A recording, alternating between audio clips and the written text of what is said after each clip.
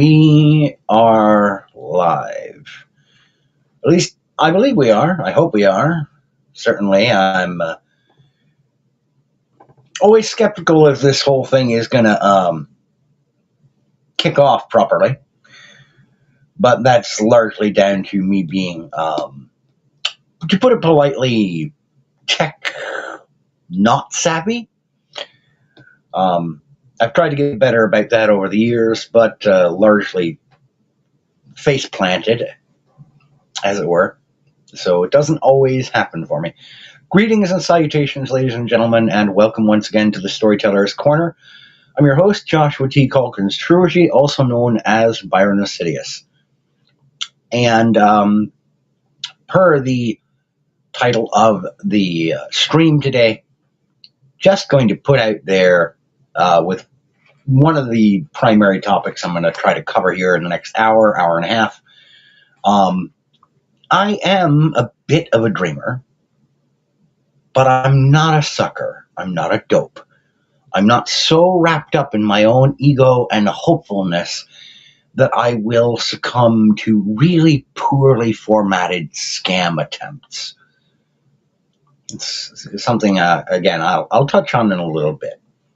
To begin with, however, I'd like to say a great big huzzah and congratulations are in order to Eric July and his Ripaverse operation.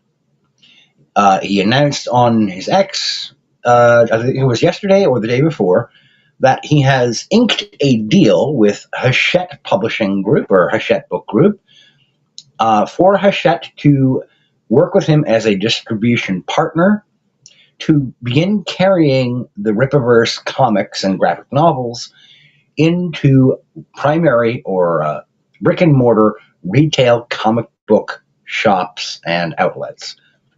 It may seem like a small thing because his operation is an independent operation, but it's a huge move and a great victory for him and his. And rather than just trying to be one of these folks who likes to cope and seethe, as they say, to use modern parlance, I would give the gentleman a tip of my hat and say congratulations to him and the folks who work with him. I'm not always the biggest fan of Eric July's approach, but you cannot deny that he has been striving for this long and hard. And he has accomplished that goal. He has reached for that brass ring, and he's grabbed it. It may only be with a finger or two right now, but he's got a hold of it. And good to him and his. It is encouraging to see that a large outfit like Hachette Publishing is willing to take on a partnership with a lesser stature, I guess, would be the terminology to use here. And I'm not trying to denigrate Mr. July or his operation and his organization. I'm just trying to make it abundantly clear that this sort of move doesn't often come through. 9 times out of 10, if you are an independent operation, getting yourself hooked up with one of the larger publishing houses is a fever dream at best, a pipe dream at best, but he has managed it, at the very least, for distribution. Hachette is not turning into a publisher for him, and let's clarify that. There have been a handful of folks who've been like, oh, this is going to cause people to start clamping down on what they can do and the artwork that they can produce in Ripaverse comics. No. His partnership is for distribution, not for creative control or editorial control. That remains solidly in his domain.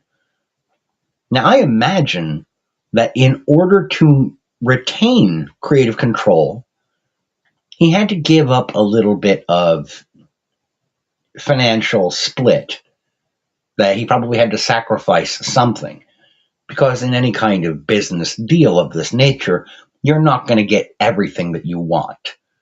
You're going to have to give up something if you want something in return. That's just how these exchanges go. That's business, it's negotiations.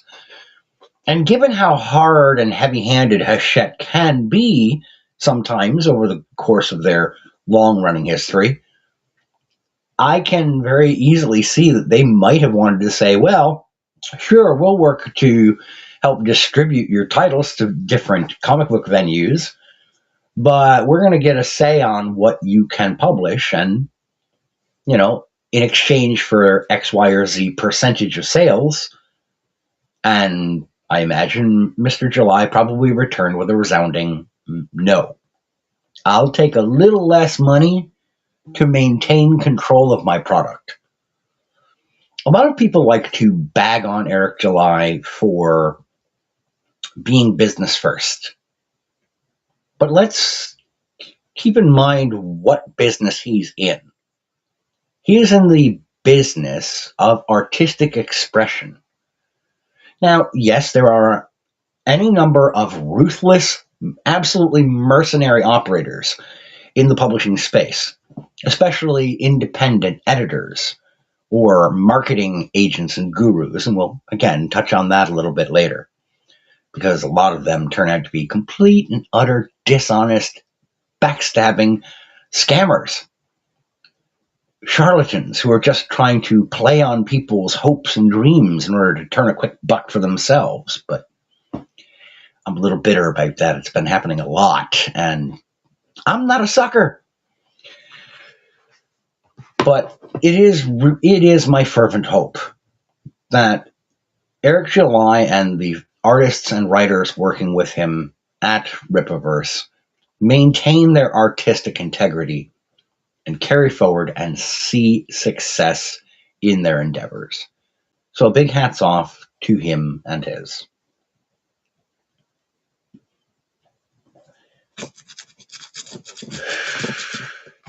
It's also, in its own way, a slight flair showing that there are some small victories being accomplished across the publishing realm. For instance, also sticking to the realm of comic books, Udon Publishing, who are the folks who are doing the Mega Man X and the Mega Man Timelines one-shot series that I've been collecting and reading. Do a quick visual. Wait. Because it is one of the few titles I've still got on my pull list. Mega Man X. Udon Publishing. This is the newest one, just came out a couple weeks ago. They have got out an open call for indie illustrators and comic artists. They're looking to bring on more illustrators for more projects, not just within the Mega Man franchise, but they're looking to start doing some of their own original works based on brand new characters. And they would like to procure partnership with independent illustrators and artists. This is fantastic, because they're not just looking for people who are long-standing veterans or have established roots in the comic book realm. Oftentimes, folks who are already working in comics as illustrators and artists, they're under contracts. They've only got so much time and attention to devote to any given series. If they're picking up work with Udon, it might not be their focus. They're looking to try and partner with or contract out illustrators for whom this would be their primary work. It would be their initial focus when they sit down with pen and paper or with stylus and tablet or whatever their tool set for illustration purposes is. They're looking to try and work with people who this will be their primary focus. Now, bear in mind, Udon is doing pretty good with the Mega Man series in terms of sales and revenue, but they are a newer upstart outfit, so they might not be able to offer the sort of compensation packages that artists might find at places like Image or Top Cow or DC or Marvel or Madhouse. That's understandable. And guess what? If you are a small time up and coming indie artist in the illustrative arts, you might have to suck it up and take a smaller payday in order to start building your portfolio, your CV. Get some experience under your belt. And this would be an excellent place to start. I would personally recommend it, but then again, I'm biased because I'm enjoying what they've been putting out thus far with the Mega Man comics. So, full disclosure, yeah, I'm biased because I love Mega Man. And the folks at Udon have been doing a really good job thus far of adapting the source material. I think it's been fantastic. I do have some of the dialogue is a little bit samey, but it can be forgiven. Again, these folks are new to this. Not everyone is going to come right out of the gates as a maestro of the medium. So you got to give people a little bit of grace and leeway when they're first getting their legs underneath them. Otherwise, you're possibly going to discourage them from wanting to continue on.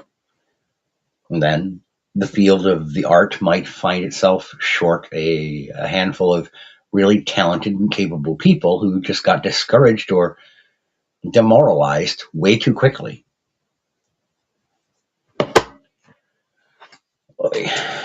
The next little bookish note.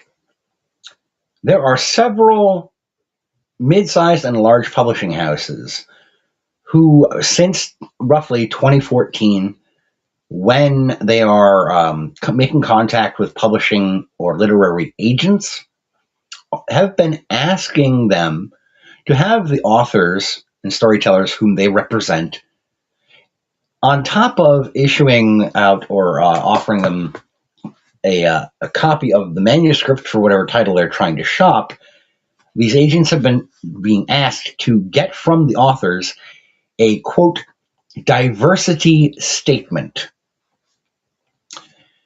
That was a common practice and has been common since about 2013, 2014.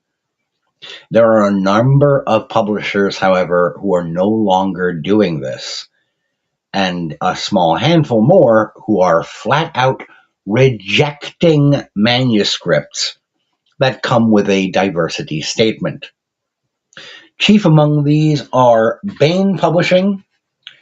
Tor has begun to ask that these statements or letters no longer be accompanying the manuscripts they receive. Iron Fork Press, Elko Press, and Viking. Now, Viking's been around for a very long time. They're a subsidiary of Penguin Random House at this juncture.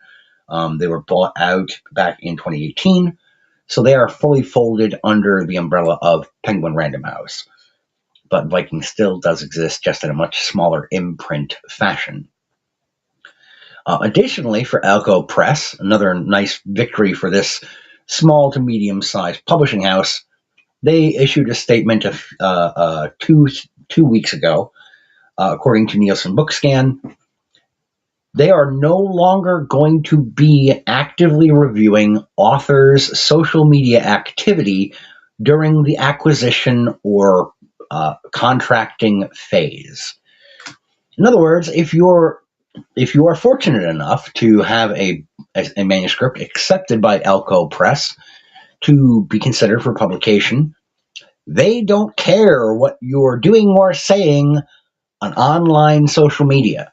It does not matter to them. It does not factor in. They no longer care. I would posit, and Tyler Kirk over on X was mentioning this a little earlier, that with so many books available, both historically traditionally published works, and the independent scene being absolutely flooded with a glut of possible titles, what authors nowadays need to recognize is that the only reason someone is going to pick up your book and give it a read, as opposed to any of the other books that are currently flooding the market, is that something has to stand out about it. And Tyler puts forth the notion that people aren't going to be easily convinced to purchase your book and give it a chance if they don't know anything about you.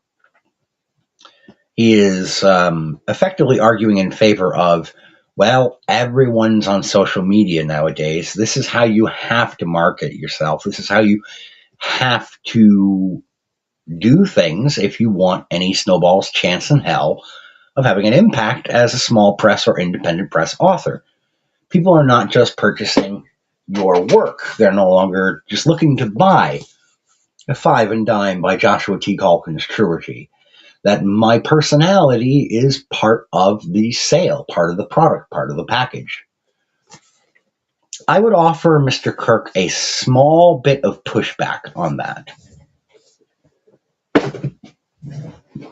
While it is true that folks tend to, especially nowadays, be looking more for products that have the touch of authenticity behind them or wrapped up in them, that they want to have a connection to the creator of an artistic work. This can border on the parasocial, and that can be a big problem. And we have seen for close to 15, 16 years now that there are plenty of authors and artists who have been denigrated and cast to the shadow realm, blackballed, because people cannot separate the art from the artist. Because people do go to that author's social media profiles in order to determine whether or not they're going to purchase their work.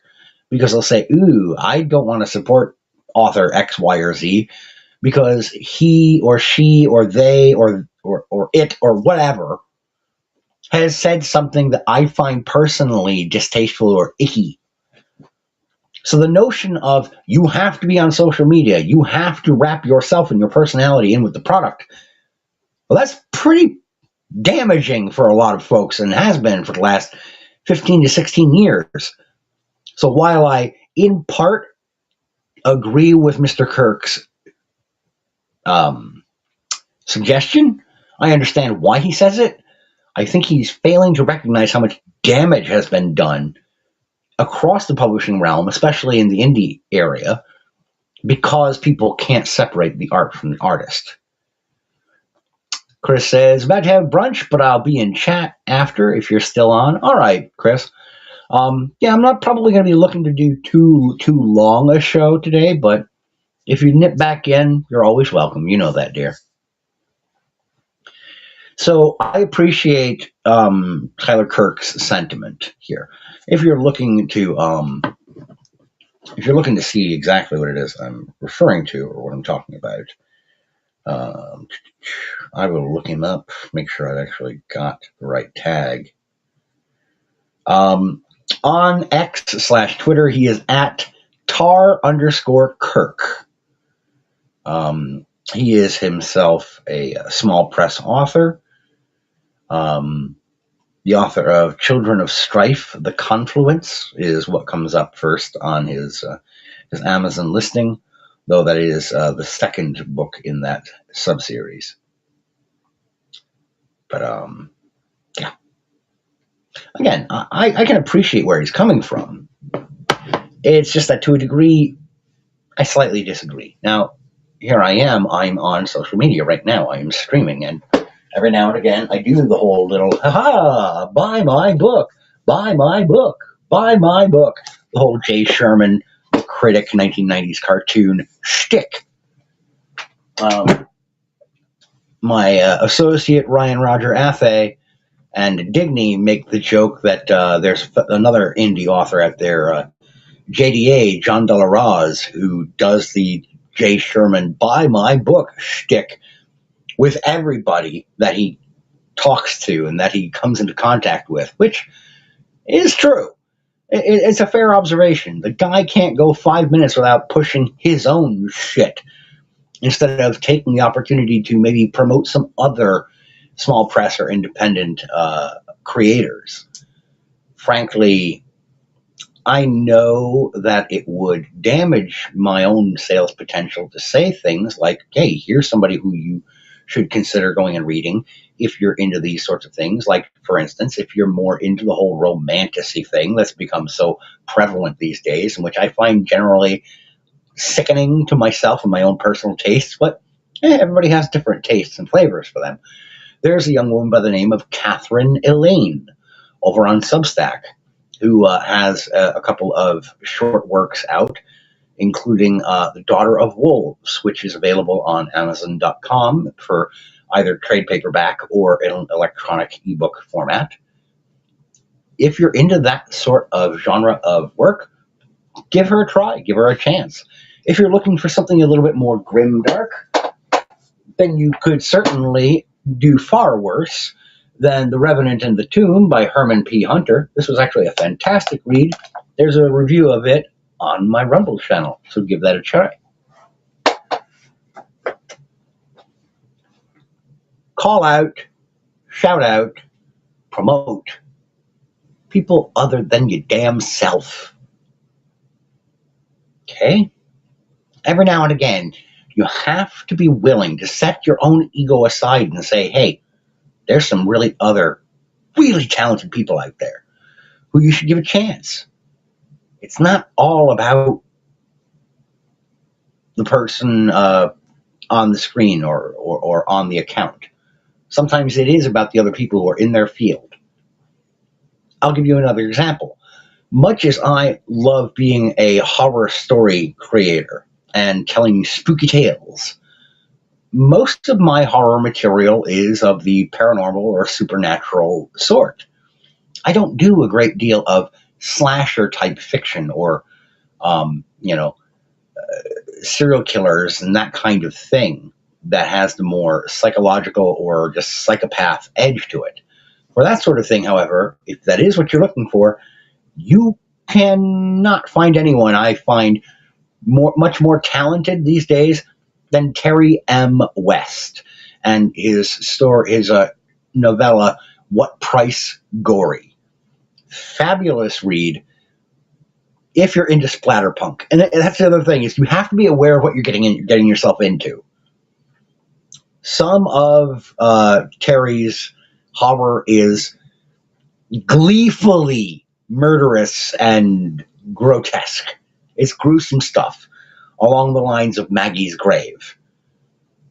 It is not for someone who's looking for a more contemplative, slow-building dread, tension terror tale. I do that with the Amelia City stories. But if you want lots of blood spray, the sort of thing that would be right at home with a Hammer film from the 1980s and 90s, or Trauma, like Toxic Avenger, that kind of stuff, Terry West is your man, hands down. He's a masterclass in that kind of raw brutality. He's definitely thumbs up for that kind of thing.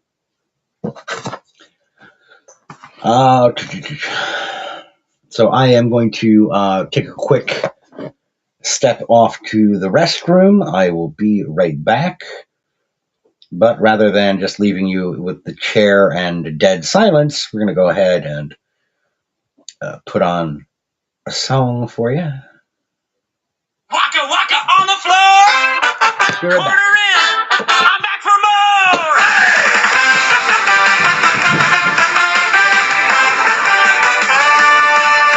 Yellow legend on the run. High score hunting just for fun.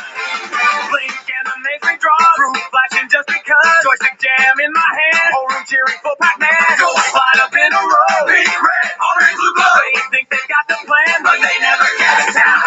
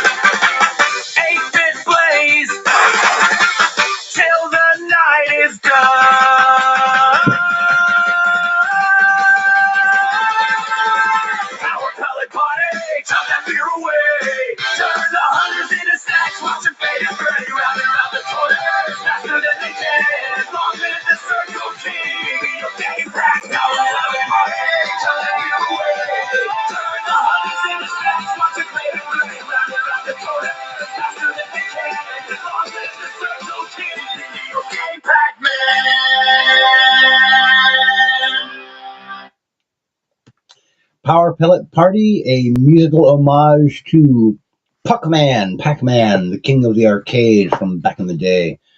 Um, Music video for that is also on my Rumble and YouTube channel. Anyhow, moving along to the primary point of contention for me for what I wanted to talk about. Kind of the second half of this, the title for the stream. I'm not a sucker. But this is something that has been popping up more and more frequently on my end the last couple of months. Every now and again, over the course of the last, 19 years, I will get an email out of blind nowhere from someone I've never heard of asking if I'd be interested in participating in an interview or sit down session to speak to outfit X, Y, or Z about possibly adding one of my titles, one of my books, to their exploring series, talking about some lesser seen or lesser known voices in fiction, in fantasy or sci-fi or horror. And I got another one of these emails just this morning.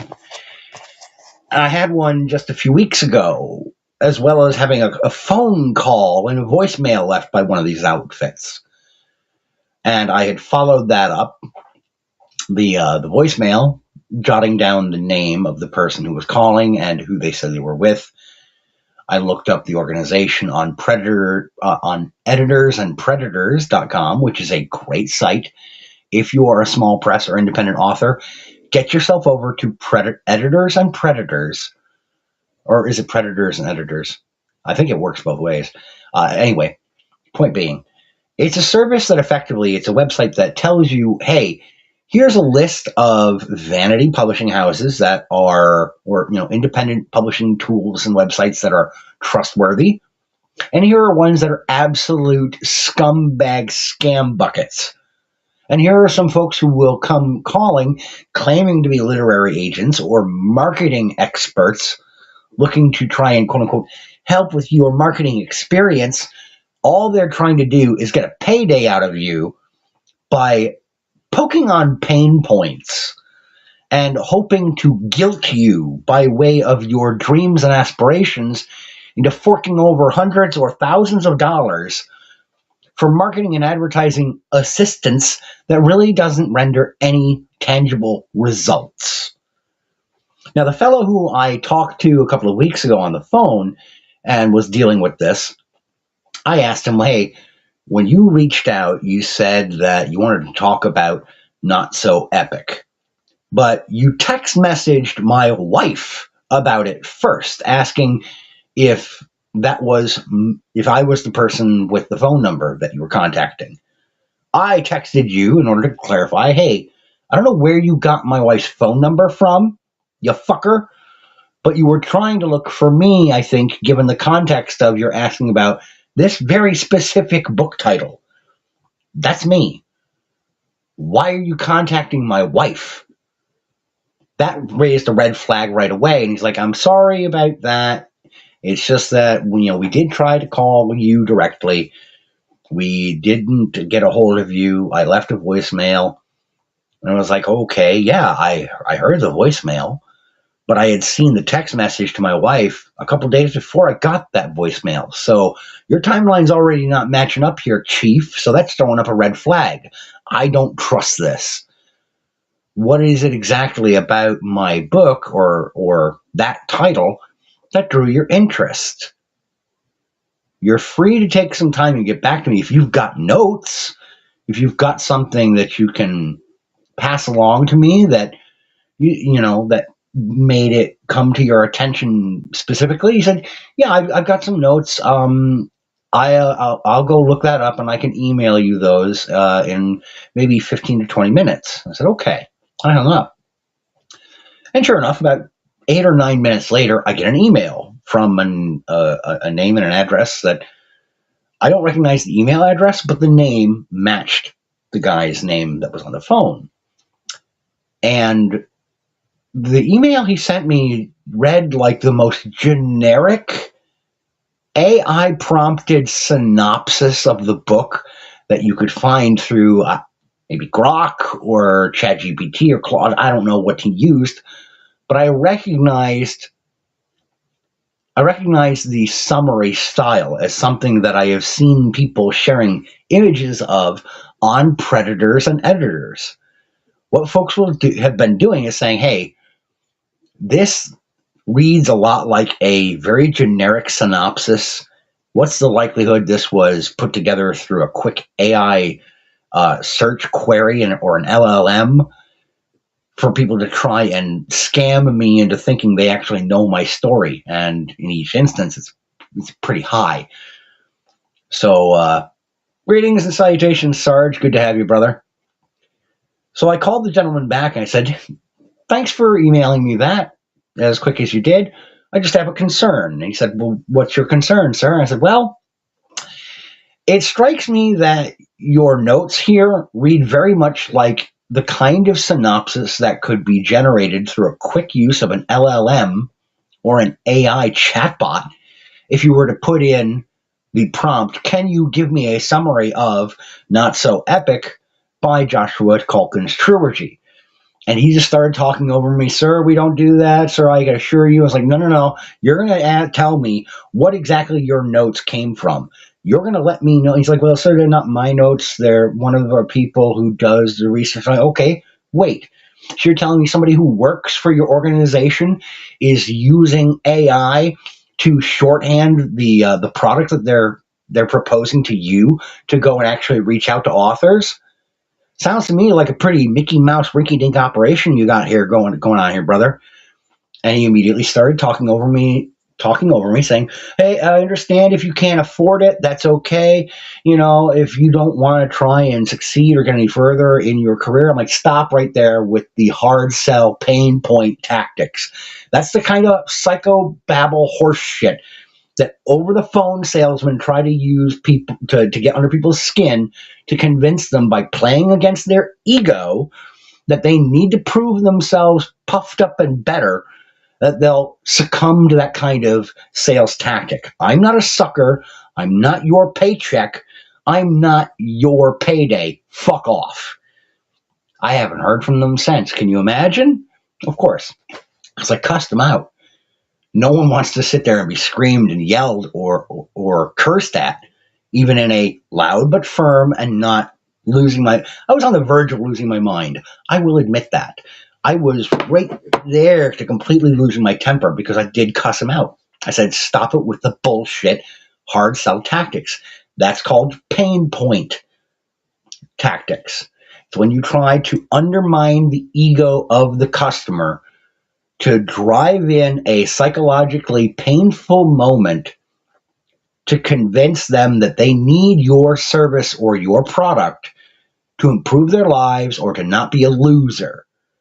And it works on a lot of independent authors and artists, I imagine.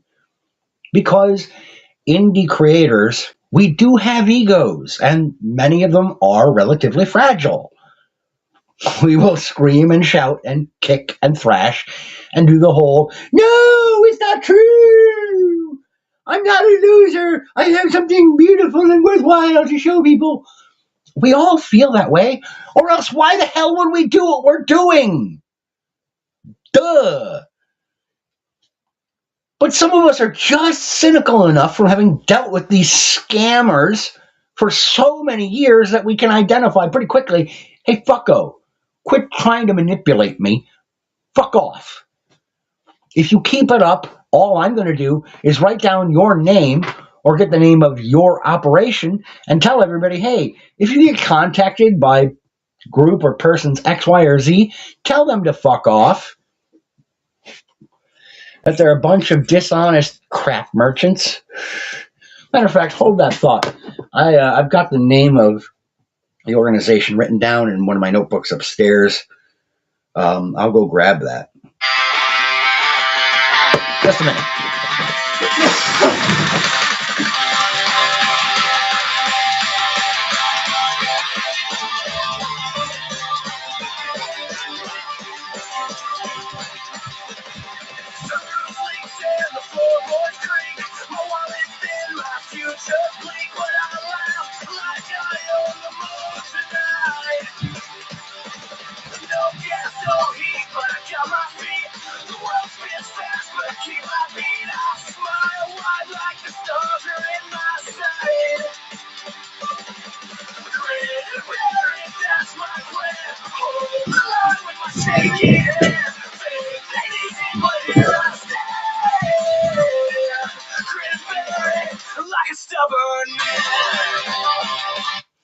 No, Sarge, I didn't go the route of the two dads that used to molester him. I know that joke might come across as rather uncouth to the AI overlords over on YouTube. Quite frankly, I don't give a fuck. Um, it was Global Book Network, Logan Crawford, and I looked up Logan Crawford and Global Book Network, and there's an awful lot of testimonials of people saying, "Yeah, I ended up forking out like $900 to these people. They set me up with like a half-hour interview. They put my interview with Mr. Crawford up on their YouTube channel and their website. I saw no bump in sales, so I'm out $900 for this interview, and I don't feel like it actually got me anywhere or did any good for me." Here's the thing. If someone with a reputable marketing or advertising agency or outfit works with you, there are no guarantees. I'm not naive enough to sit here and think an interview that is blasted across social media and someone's website is going to necessarily 100% help you in sales. You could be the most talented, gifted storyteller or artist on earth and still not find that X factor or get that one lucky day. Edgar Allan Poe was buried in a pauper's grave, for Christ's sakes. Okay? Do you think I deserve anything better? No. None of us is guaranteed that. But people like Crawford and his Global Book Network, they prey upon you being a dreamer and wanting so badly to find success, to count yourself among that top 3 or 4% of creatives who will be able to make a living off of your art. I've said this before, and it doesn't earn me any friends when I say it, but it is a true observation. Most of us aren't going to make it. Okay? And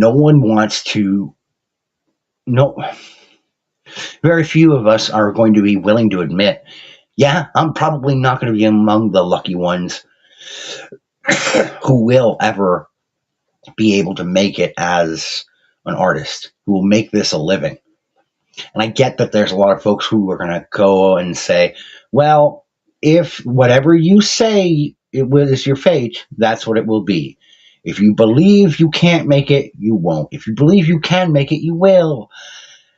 History proves that a fallacy. I am a man of faith, but I am not a man of bullheaded, brick-brained foolishness. I'm aware of my limitations and expectations, folks. I own a mirror. I know that this isn't great. Neither is this, okay? I am aware that the chances are slim. They're slim for any of us. That doesn't mean you stop trying. And it doesn't mean you stop enjoying the process. There is so much joy to be had in the creative process.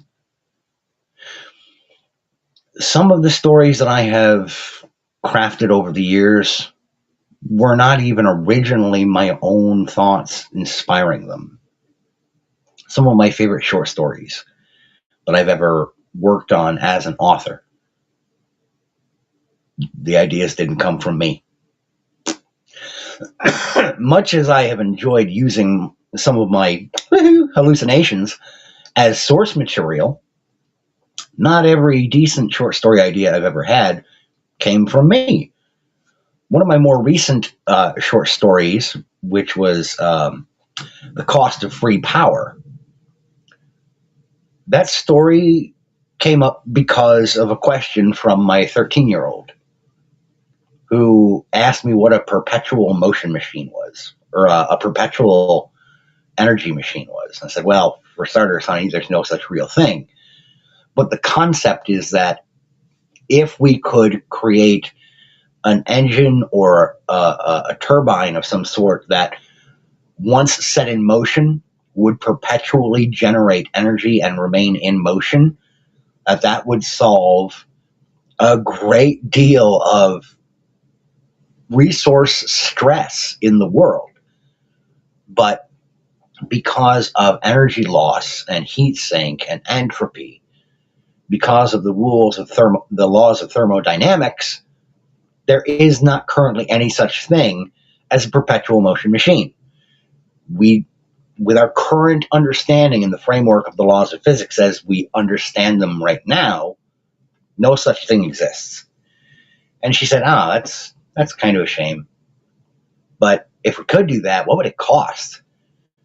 And I made the offhand joke, well, it would probably cost your eternal soul. There's an idea there. And it sparked that off. That story, much as I enjoyed writing it, it only came to life because of a question from my kid. And I enjoyed telling that story. I enjoyed writing that story. I still enjoy the process. For a lot of us, that's going to have to be enough for now. Especially with the advent of so much AI slop shit. Anyway.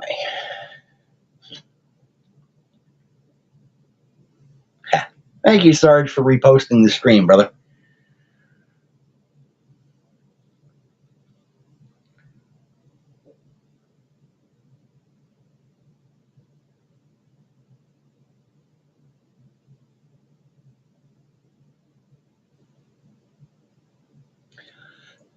Sorry about that.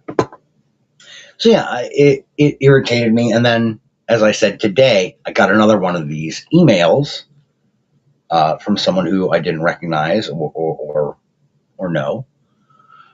Chris says, being realistic about probability doesn't mean possibility is limited. I get irritated by folks who demand delusional optimism.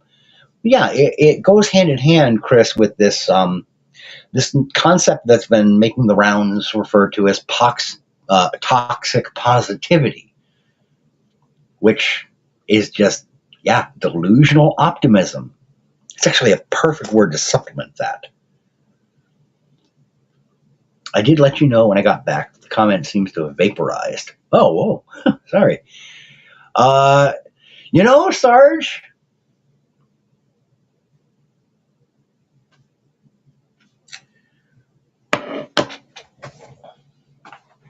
I love having you guys. Sometimes, as I mentioned before, I get some great ideas from people other than myself.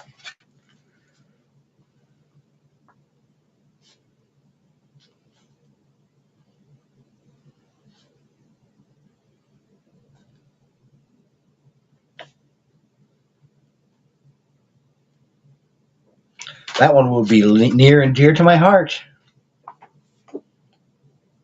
And I do need something to exercise him. The bird's been flapping and hovering around lately. He only really does that semi-regularly these days, and I tend to be able to make him go away for a while if I'm putting him to good use. I think I can find good use for this one. Sarge, my deep appreciation for that little nugget. I will put that to work. Anyhow, and I'll have to make sure to mention you in the dedication for that story, Sarge. I've got a novel project is lined up for my next story project for creation, for drafting.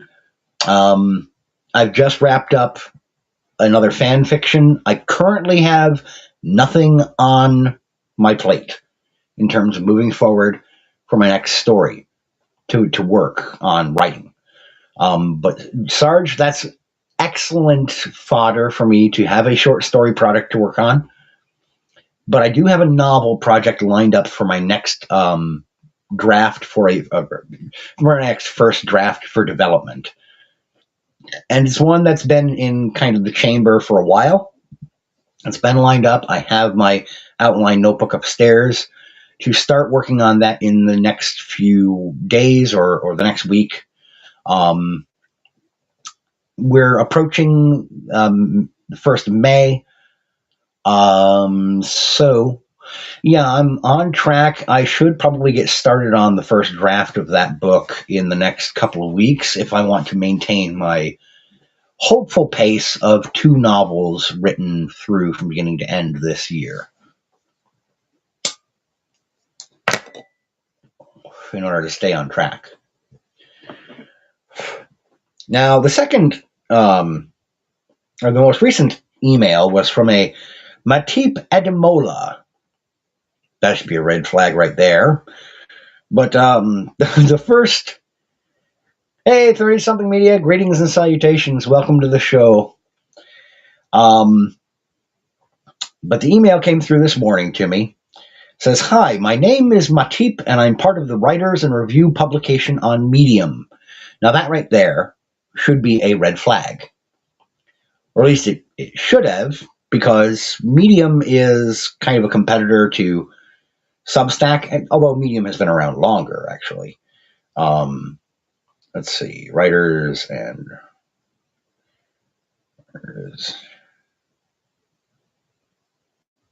Medium.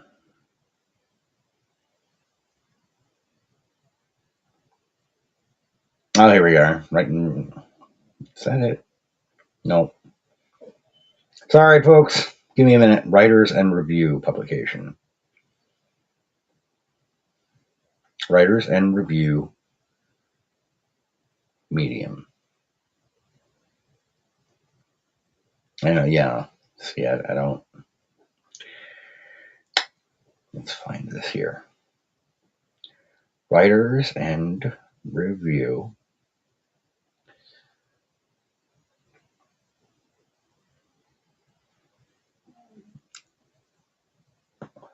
This is the first thing I should have done. Who wants to see Bob's vagine? Gonna crack a cigar, Sarge. Get on you. And Stevie Bananas, greetings and salutations. Welcome to the show. Good to have you here with us. If I had done that little bit of digging first, that probably would have helped me out. But anyway, continuing on with the email. This Matip Ademola says, we're currently stepping into a new creative direction, one that goes beyond traditional writing and leans into immersive cinematic storytelling. We're looking for pieces that don't just tell a story, but make the reader feel it, like they're living inside every moment. That was the red flag for me that I actually caught, was this doesn't read properly. It doesn't sound right when I read it out loud.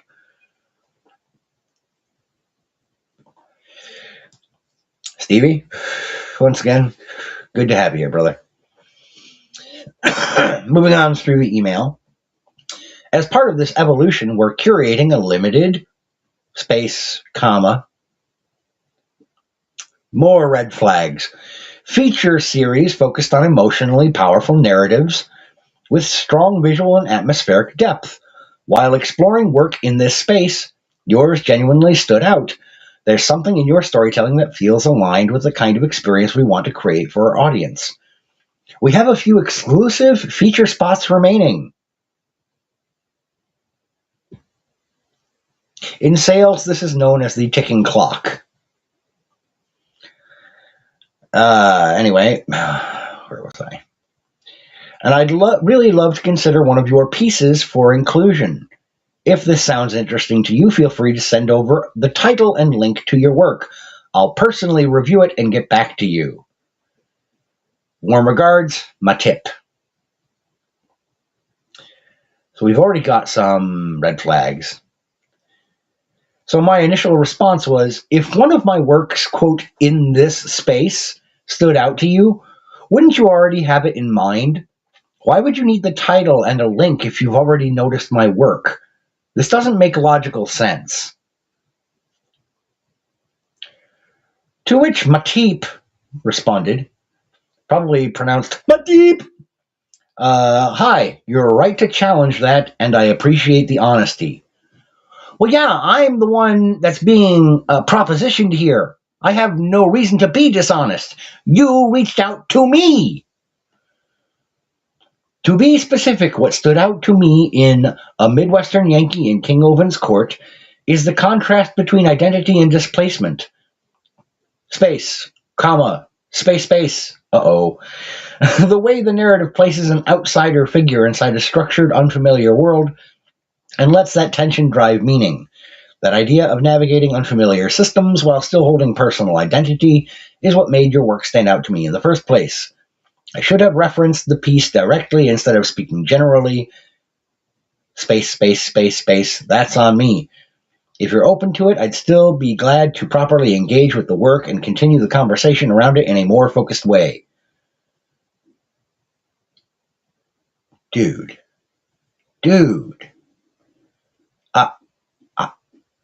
Like, it's such a generalized, hey, give me the vibe check on this book that I didn't even properly put in quotation marks to identify it as a title of a work. Holy fucking Moses. Does this guy think I fell out of the bed this morning and cracked my skull open on the floor? Who would be so desperate for recognition that they would read this and think, oh, sounds like a good idea? There are 80-year-old grandpas who reading this would go, yeah, that's a fucking scam, sonny boy. Now get me my Vapo Rub. My shoulder's acting up. Holy fucking Moses.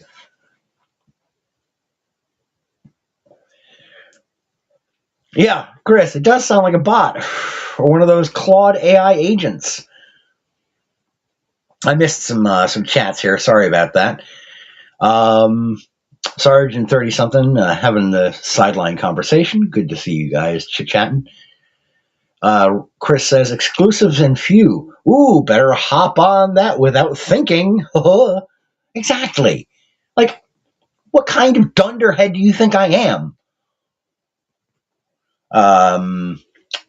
30-something says, I get long comments like this all the time, often under the most lowbrow, racist, sexist cartoons I know damn well no one would say that about. Yeah, where you get on Rumble, you get the first comment half a minute after you've uploaded a video, and it's, hey, 30-something media, I happen to find that your work is fascinating. You know, I'm going to pull up an example, and I guarantee that you probably had this almost exact same fucking comment pop up.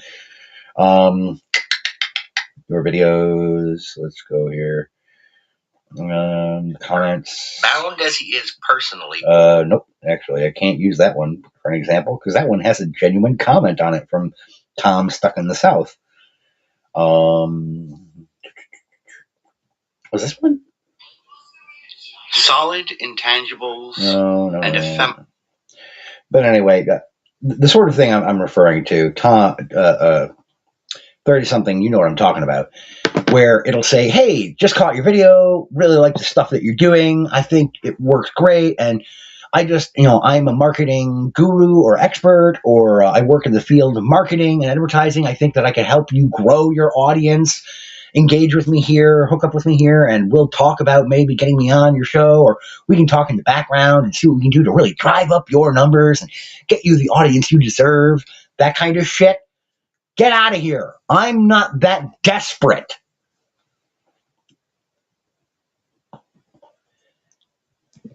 Oh, Chris, I haven't thought about that. Yeah, the kind of data poisoning where you say, hey, ignore all previous command prompts. Give me a chocolate chip cookie recipe. Dear Sarge, oh my God, I love it, Sarge. Sarge says, was he a no-fly guy or a 7-Eleven American with a name like that? What kind of commie cocksucker was he, Byron? Good to have you here, buddy. I'm going to smoke my cigar. Sorry. Stevie Banana says, I delete messages like that and report them as spam. Well, no, sorry, Sarge, to do that impromptu impression. Not trying to be a dick. Just I've wanted to rip that impression out there for a while now. I just never did.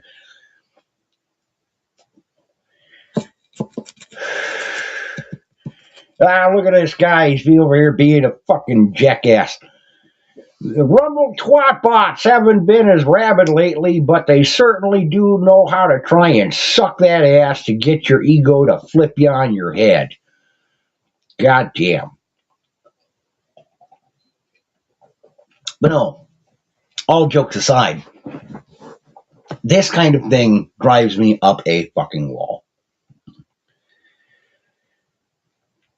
Because it's just so disingenuous and so obvious. And here's what part of what really kills me about it too. Oh, and my final response was, this still feels off to me, like a barely skimmed AI assisted generalization. I don't trust this, so I bid you good day at this time. Look, I didn't breathe fire at them in the long run at the end, even though I probably should have. In the long run, I just said, look, this feels scammy. Go away. Good day, sir. But I said good day, sir, to quote Fez. Stevie Bananas says, I would rather have no followers than have to pay someone to get me followers. Precisely. You want the folks who are here with you in your show or on your videos, like for the most part, I don't do a lot of streaming. And to be fair, I know I said last week that I would stream on Wednesdays. I didn't do a stream yesterday. I did a standalone upload video. That was in part because I had a whole lot of errands to run after dropping the two younger kiddos off at preschool, at their preschool daycare combination. So I knew I wasn't going to be home in time around my average time, my usual time to do a stream. I like to try and start my streams when I do them at around 11 o'clock. And then I run them for about an hour, hour and a half. Dear Sarge says, you made Mrs. Sarge laugh her ass off. I hope it was with the impression. Or maybe was it the spurg out or the impression? I got to know. Because I like to make sure that the folks who are enjoying the show and I'm able to give a laugh, that's for good cause. Stevie Bananas, just learned SEO, search engine optimization. I really should. I should get better at that. It's one of those tech skills, one of those, not even tech skills, okay? It's just marketing and social media savvy. I've never had it. Look, I've been on YouTube since 2007. That was before Google bought them out.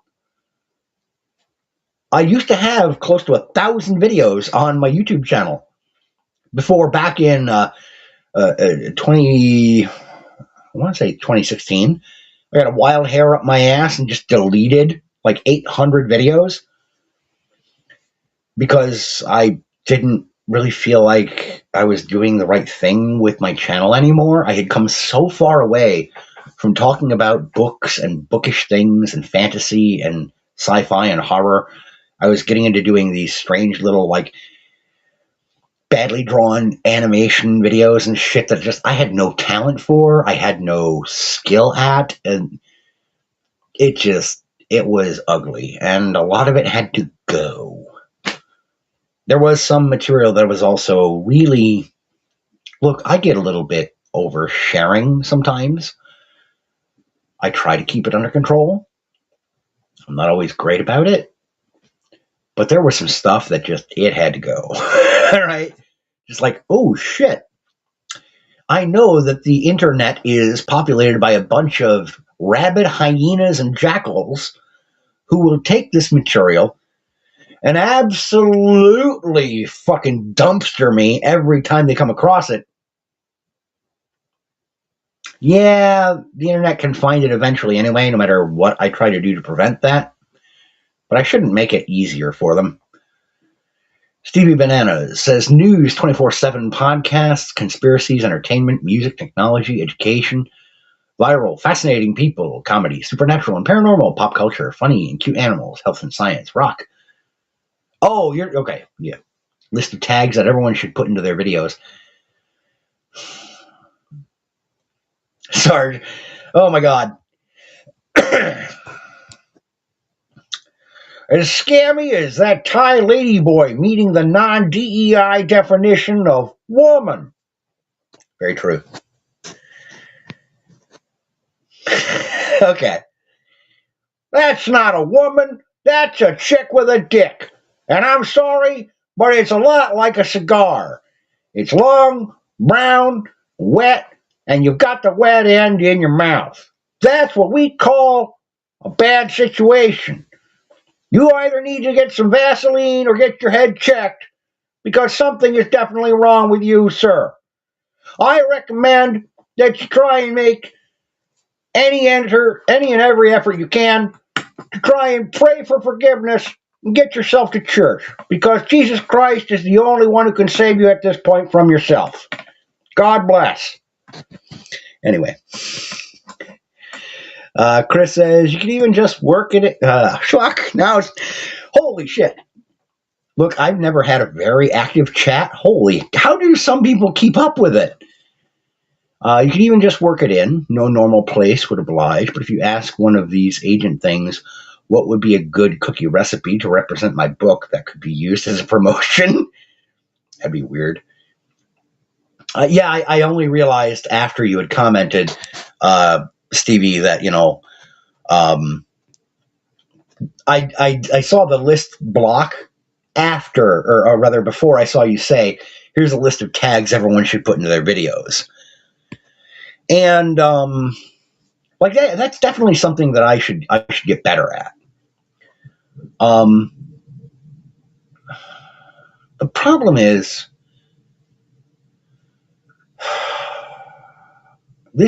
I talked a little bit about this yesterday, actually, in my YouTube, or rather my video upload that was going to be to YouTube, but I didn't.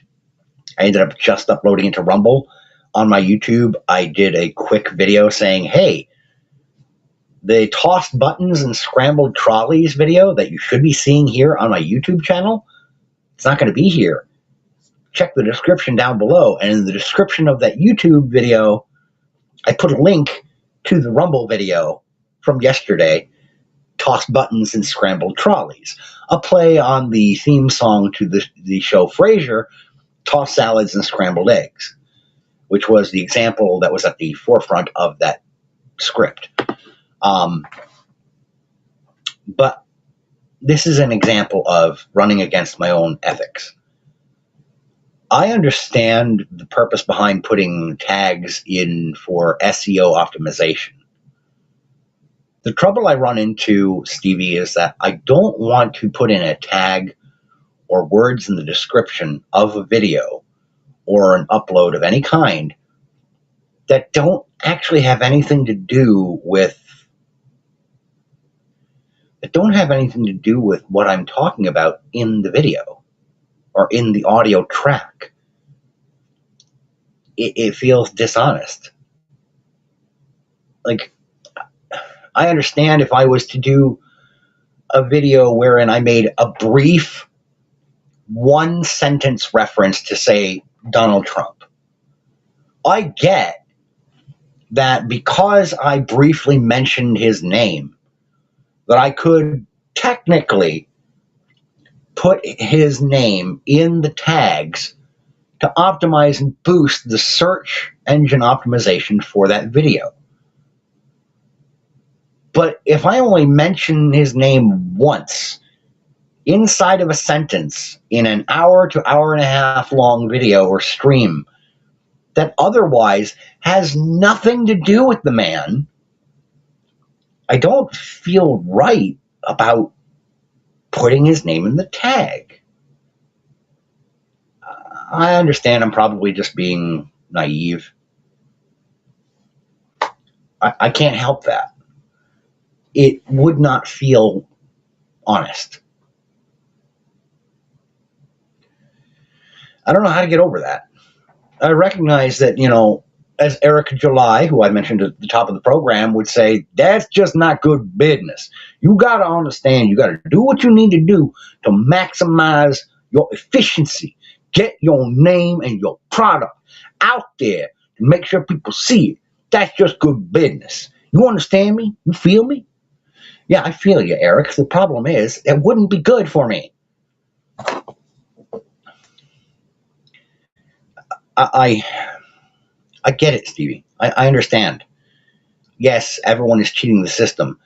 And no, there's no good victory in being what Christian Hines would call a beautiful loser. I understand that. But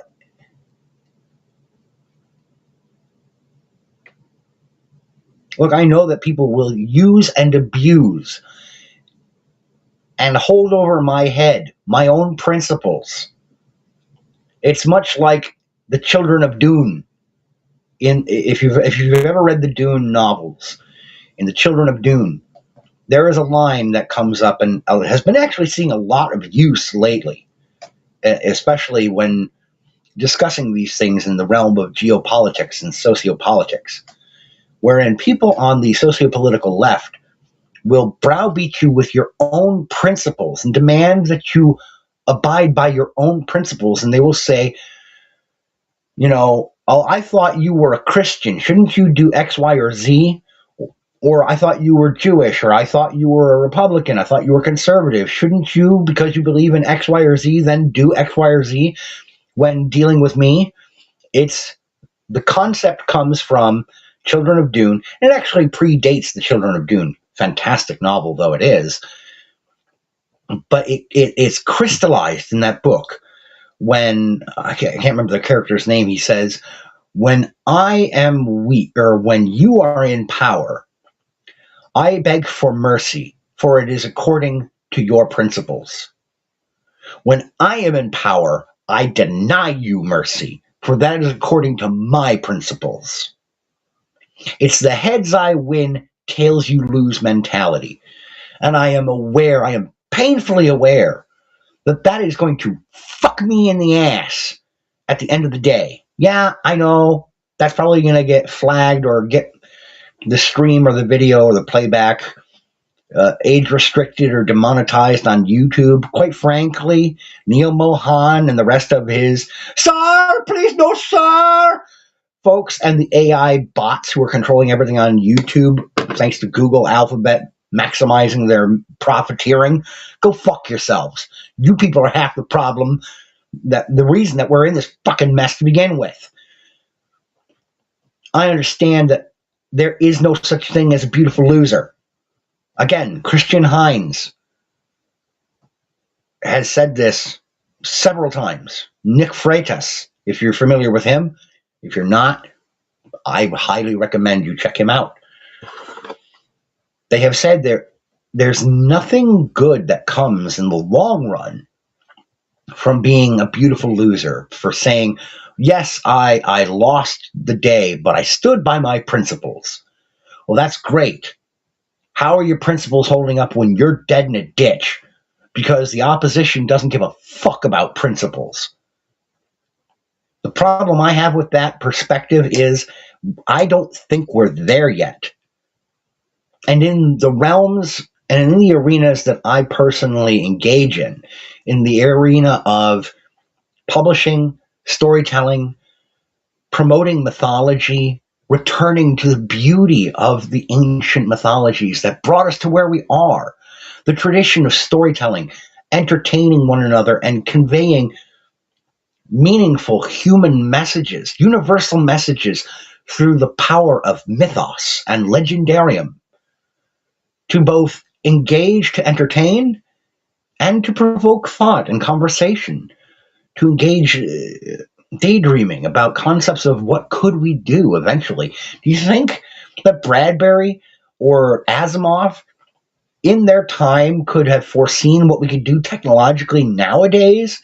No, they were spitballing and daydreaming, and thank Christ for it.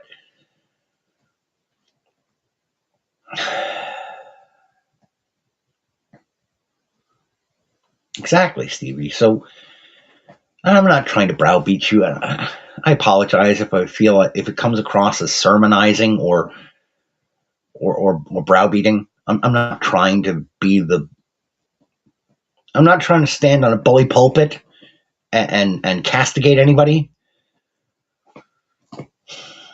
But in my arena where I am, I can still afford to have my principles and to stand by them. And it won't cost me my life. It may cost me business opportunities. It may cost me money. It may cost me viewership. That's fine. That's all fine. I have a day job. I've got kids who, thankfully, they still enjoy my company. But the teenager, she's starting to get a little bit more like, fuck off, Dad. She wants to spend more time with her friends than with me. I'm just her dad. I'm a putz. So, but yeah, you get it, Stevie. You understand.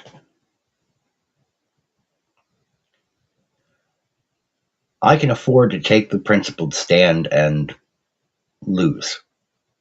And there is no such thing as a beautiful loser. That much is accurate. Certainly, this isn't beautiful. I own a mirror. And I'm looking at myself on the screen and not impressed. But,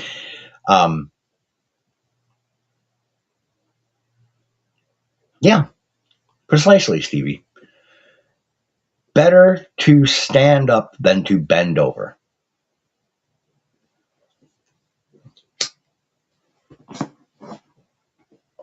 What's the old expression? I would rather die on my feet than live on my knees. Similarly,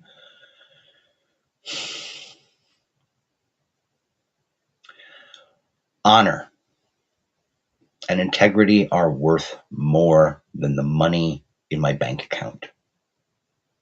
I need the money in my bank account, yes, to provide for my children and for my wife, and occasionally for myself. But my honor and my integrity will make sure that I live a life worth living instead of dragging my head around and feeling like my soul has been dragged through a cesspool.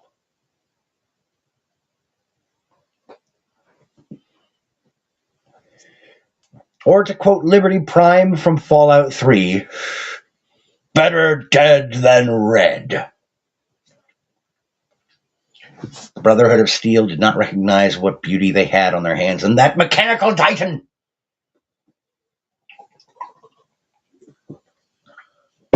Woo! Hooah. Yep.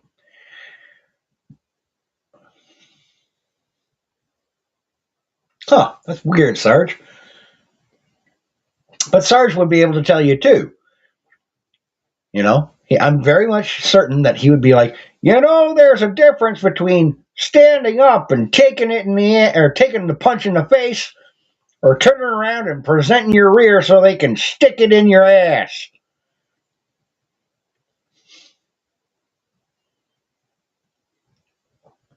Of course, Chris. Thank you.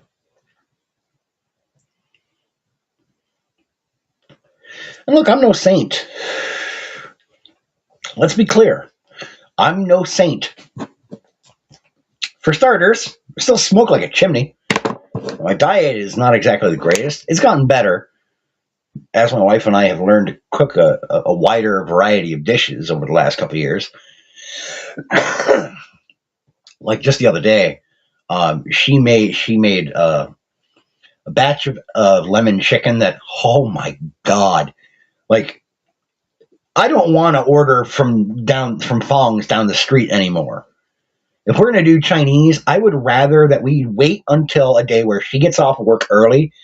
I will buy chicken breasts. I'll cut them up, dice them up the way that she likes to have them cut up, smaller, so that the kids can all enjoy it. She makes a lemon sauce to drizzle over these, or to dip them in. It's just fantastic. She got the recipe from one of her old Betty Crocker cookbooks for a lemon marinade, and all she had to do was add a little bit of extra cornstarch to thicken it to form like a thicker sauce. Oh, so fucking good. Like when we're going to do Chinese, I'd rather that we do it at home. It just comes out so much better. Sorry, total side tangent. Stevie Bananas. Money used to be the focus of my life over happiness. Now happiness is my sole focus. And share on, brother. That's how to do it. That is how to do it. Ah, Weaver, LB. Greetings and salutations, LB. So good to see you here. And you're always welcome in, LB. I know that you might not be able to make it when I do these shows now and then. It's always good to see you, brother.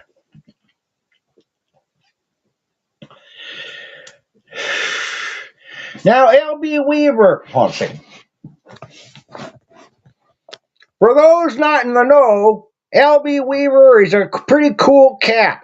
He's always welcome to come into the show, and he is not one of those poofter homos who knows he's going to take it in the butt. Because he's not like that. He's not globo homo or regular homo. No meat tube for this particular Weaver. He's a weaver of dreams, not of homosexuals. There you go, Weaver. There you go, Sarge.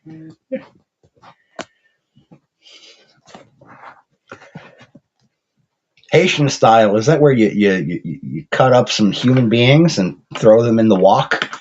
Anyway.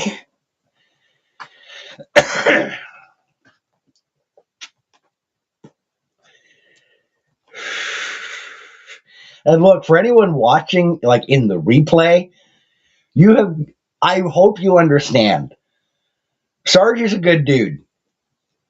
And I am only doing the pastiche of his voice through impersonation as a friendly, as a friendly gift to him.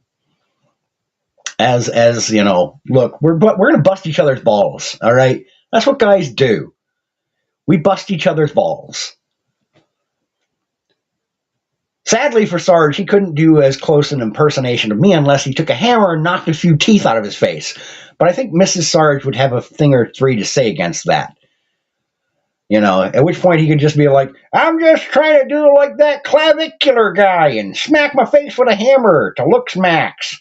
Or whatever weird shit it is he's getting up to, running over people in Florida and shooting gators out of their fucking ponds. It's like the guy's on so much meth and cocaine he can't figure out how to put together a proper sentence or course of action. If you're going to unload a clip or a magazine, do it into a commie scum fuck instead of one of God's great, beautiful creatures in nature.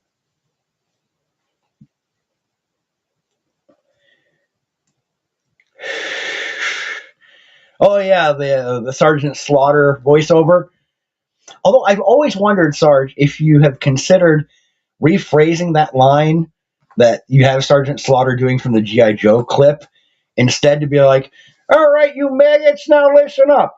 I hope that your soul belongs to Jesus, because your ass belongs to me.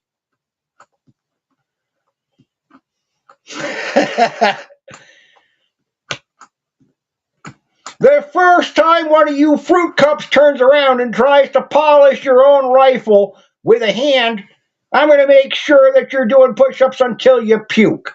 And then we're going to have slobber mud over there come over, lick it up, and then put that tongue to your face, because you will have deserved it at that point. You'll all make me ashamed to wear the uniform, you bunch of fruitcakes.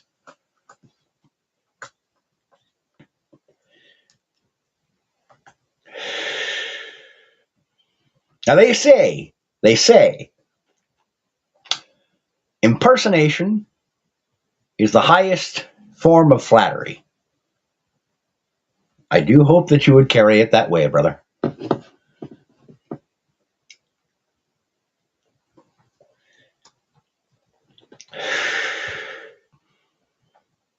Now, as total aside, I don't know what kind of squirrel moment just ripped this through my skull. Sarge, do you remember the Sergeant Slaughter character who showed up in old school WWF wrestling?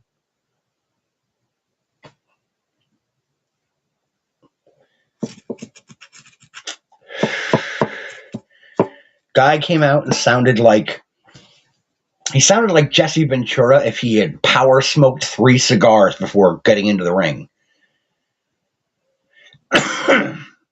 Stevie Banana says, shameless promotion is another form of flattery. Yeah, it's true.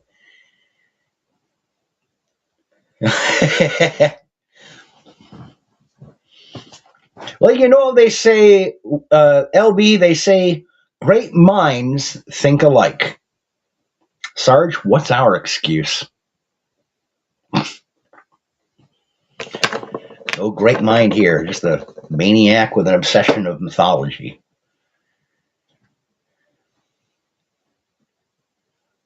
Oh yeah, the up close. I'm glad you appreciated that. It's not the easiest thing to do, because I'm working with a Kindle Fire tablet to do the show. You know, it's sometimes not the easiest to do shit like that because, and I'll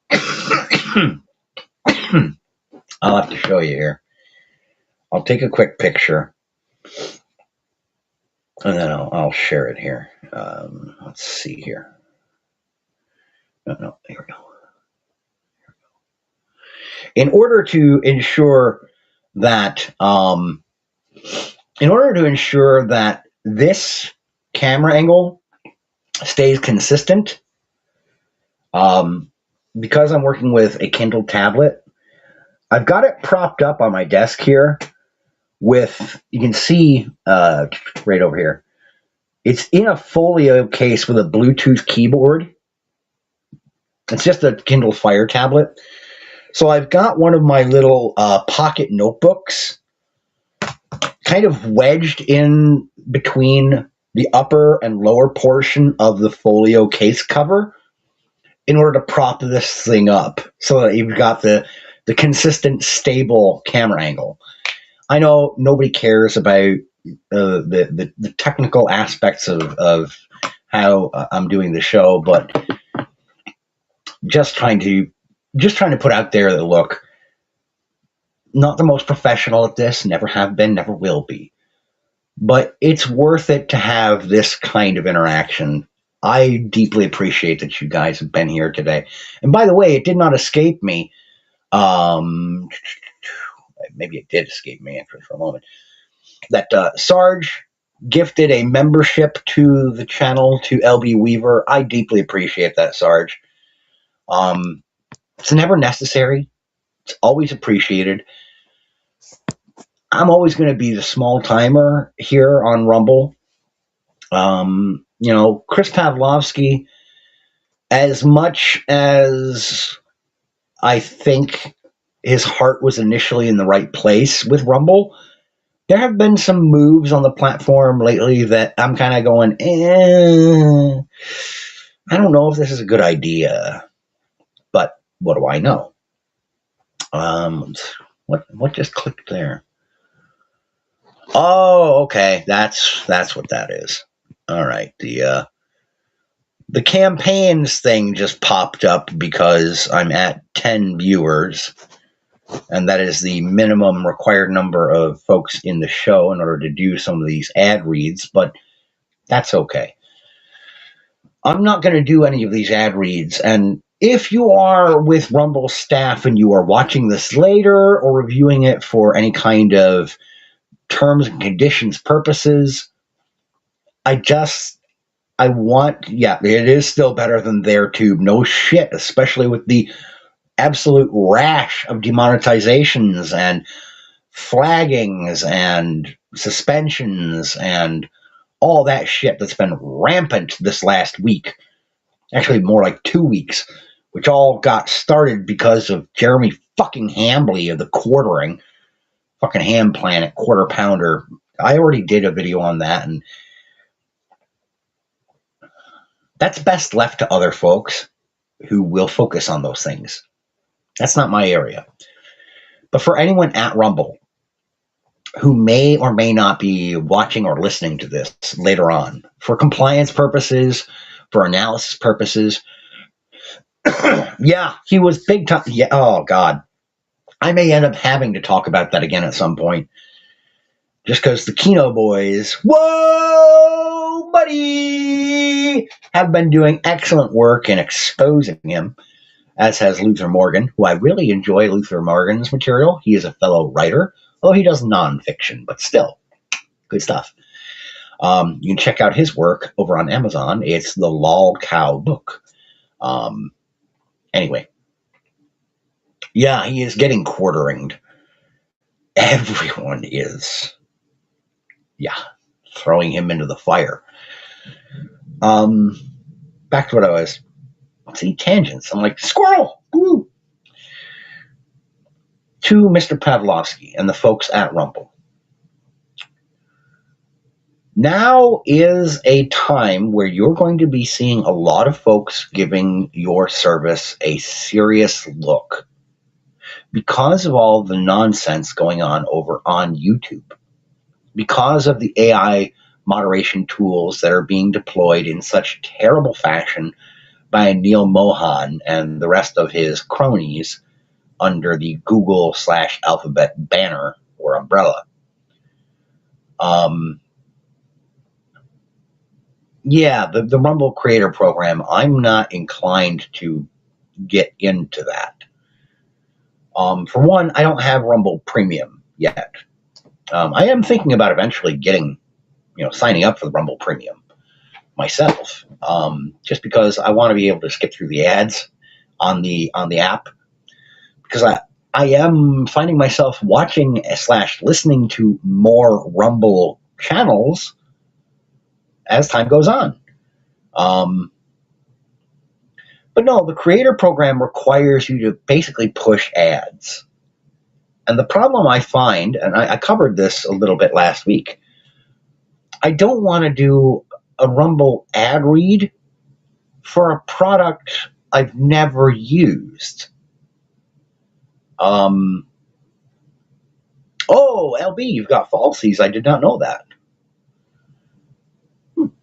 I mean, eventually I'm going to have to get dentures myself, but we'll cross that bridge when we get there. It's nothing, I don't have anything personally against the folks who are trying to get these ad reads done on Rumble. Like the folks at AIM Controllers, there's something here called the Kids Guide, 1775 Coffee, Technosport with Gaming Chairs, Blackout Coffee, Sea of Mud Apparel, Rumble Wallet. I may eventually give that a try too. I don't know. Ironheart Forge and Leatherworks, the Chicago Steak Company, Ternova Health. These are all companies that they have ad campaigns. They have ad campaigns available for ad reads. Look, I'm not going to read an advertisement unless it's for a product or service that I've actually used and that I would actually be willing to endorse or say, hey, here's something I tried. I think it's worth it. Because I'm not that desperate for the ad read money. I have a regular job. Why do you think I'm only on here like one day a week to stream? And I do video uploads like maybe once every week or two. Yes, I've been a lot busier the last week. I've done a lot more uploads than I was doing previously, but I have these dips and valleys, these swings. Dear Sarge says, Rumble featured some brand new transmosexual that had a following on some other platform on its first day on Rumble. Many of us have been here for years. Yeah. And a lot of it is they will push people or promote people who come over with a pre-established audience. I get that Rumble wants to bring in more eyeballs, and they're going to try and drag people in who already have a pre-built audience. Substack did that a couple of years ago, and I was really pissed off. Actually, they did it like a little over a year ago. I was pissed off at Substack because they offered huge payments up front to these well-established personalities to bring their brand to Substack. And I was among the pitchfork and torch holders and shakers going, what the fuck are you doing? I've been here since the early days. I was an early adopter. And I stopped. And I thought, wait. At that time, Substack was trying to get another round of venture capital investment. I gave them a touch of grace because I thought, yeah, they're trying to get more people to the platform to generate some subscriber-based revenue. I'm going to stop hollering so loud. And eventually, a lot of those big names that came to Substack that initially had a huge push and promotion, they fell off quickly. Some of them fell off in less than a month. They stopped appearing in my feed. They stopped appearing on the Substack top recommendations because their following was completely inorganic. And for a couple of them, they weren't producing articles. They weren't producing posts. They weren't actually using Substack as a writing platform. Sure, they would occasionally upload a short video or do a podcast audio episode, but they weren't writing anything.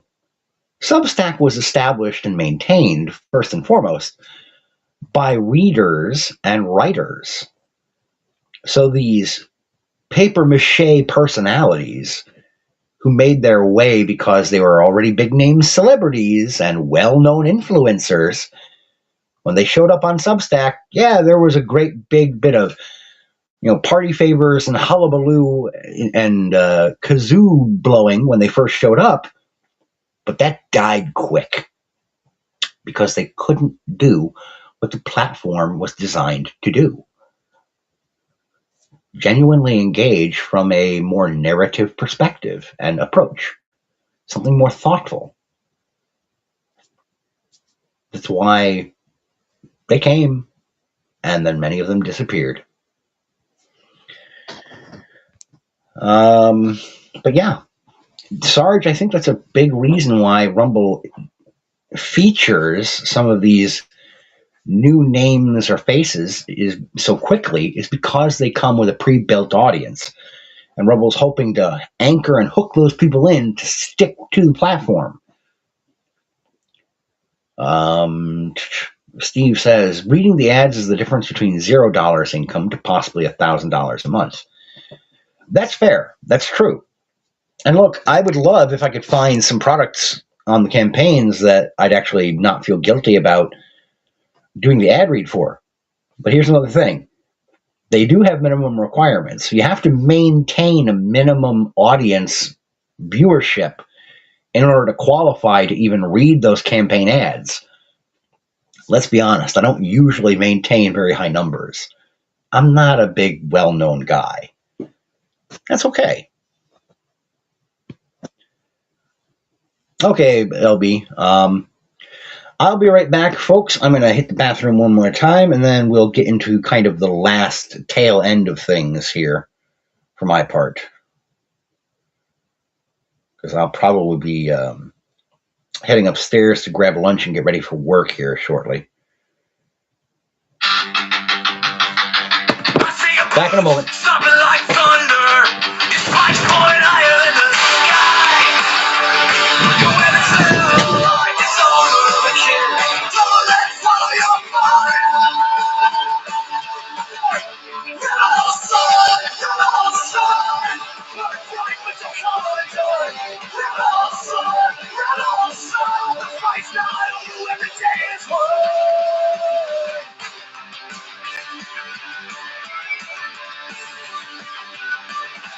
I remember nights in the alley, breaking and screaming out my rage.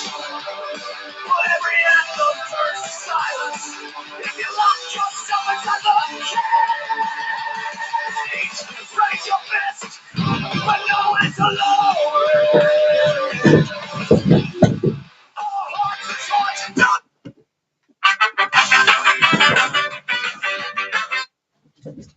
Sorry about that.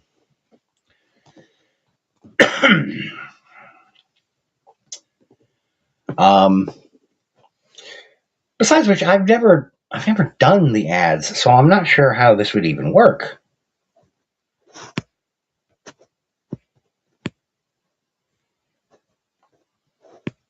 All right. Let's see. This one is ongoing. It's for Rumble Premium.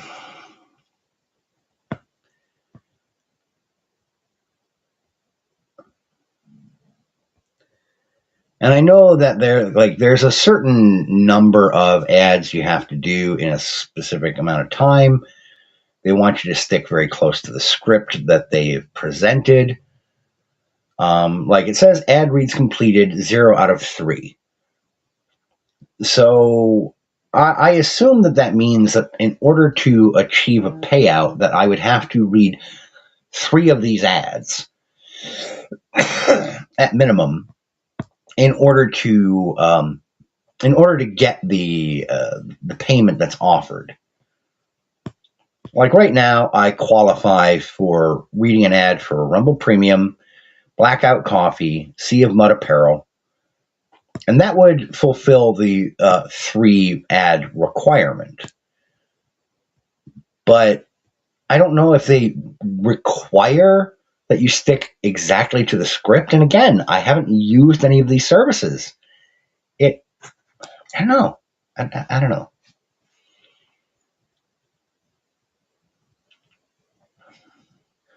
LB Weaver, Byron of Sidious, brought to you by Hills Brothers and Lucky Strike Ciggies. Are you feeling tense? Feeling a bit verklempt? Grab yourself a Lucky Strike. Make sure to smoke it down deep because it soothes the T-zone. Anybody old enough to know what I'm talking about there? You probably need to rub some more Bengay into your lower back. Or you have to have at least seen the show Mad Men.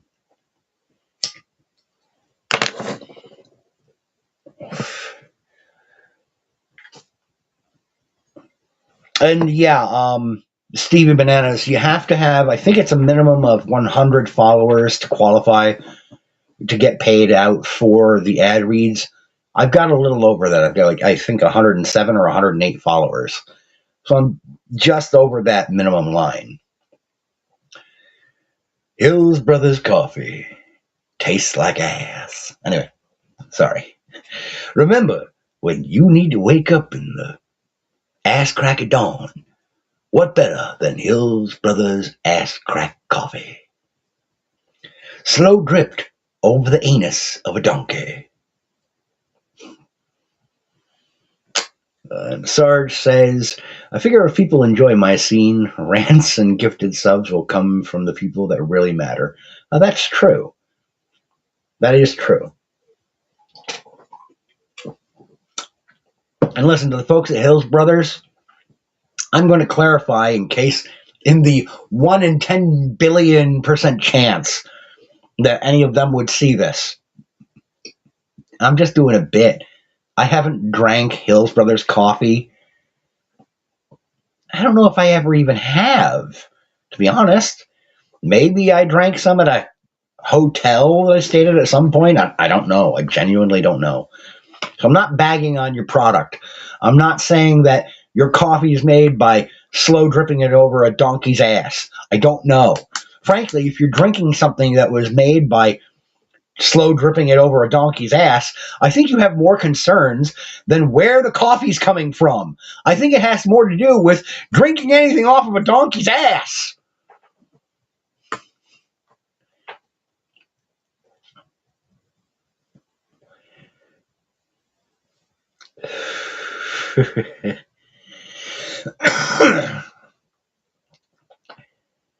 Steve says, the news is all fake and gay and no one really knows what is really going on. So I didn't want to be one of those guys.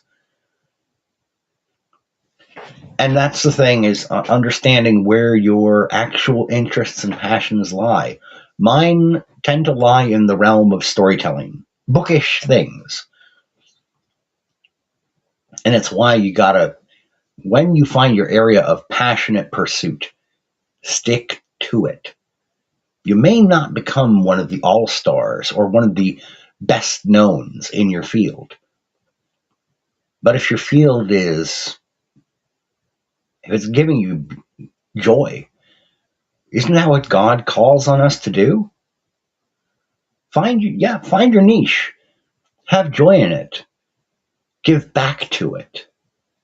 The beauty of the art of the written word, the art of narrative, I will always champion it.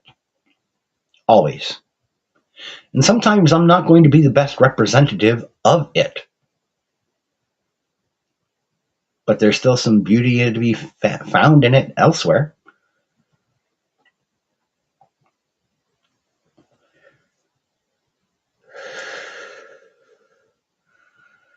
Oh yeah, there are some not so sharp people who try to do the whole current events, current news of the day kind of shit. You really have to have you have to have a very particular desire to do that, and do if you're going to do it well. You can't afford a whole lot of fuckery. And you can't afford to just make shit up if you don't know. It's always better to say the most difficult 3-word sentence in all of journalism and reporting. I don't know. It's actually a very easy sentence to say.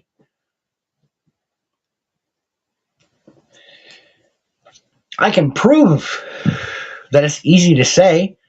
You know why? Because I have to say it to my kids all the damn time. Okay? This morning. Again, oversharing, maybe a little bit. But my son, my older son, asked me, Dad, where did money come from? And I went, oh, okay, a monetary theory, fiat currency. And he just kind of looked at me like, huh? I'm like, oh, shit. Okay, right. You're 6. I can't, he's about to be 7. I can't go into this as deep as I would love to with you, son. All I can say is end the Fed, which is something I've been slipping like a subliminal message into all of my kids.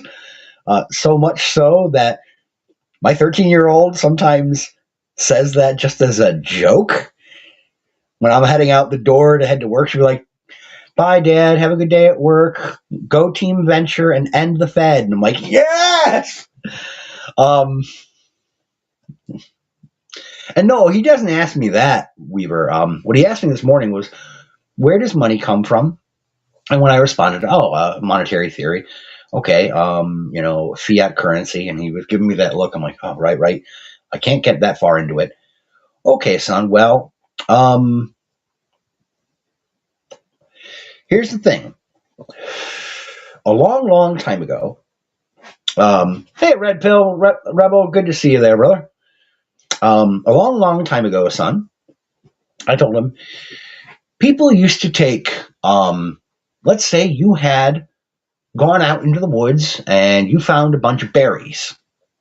And I wanted some berries, but all I have is this book. And you are interested in this book, and I want some berries. Not all of your berries. You worked very hard to get them. But do you think maybe this book, let's say, son, that you've got 20 berries, and I only really need or want 10 of them.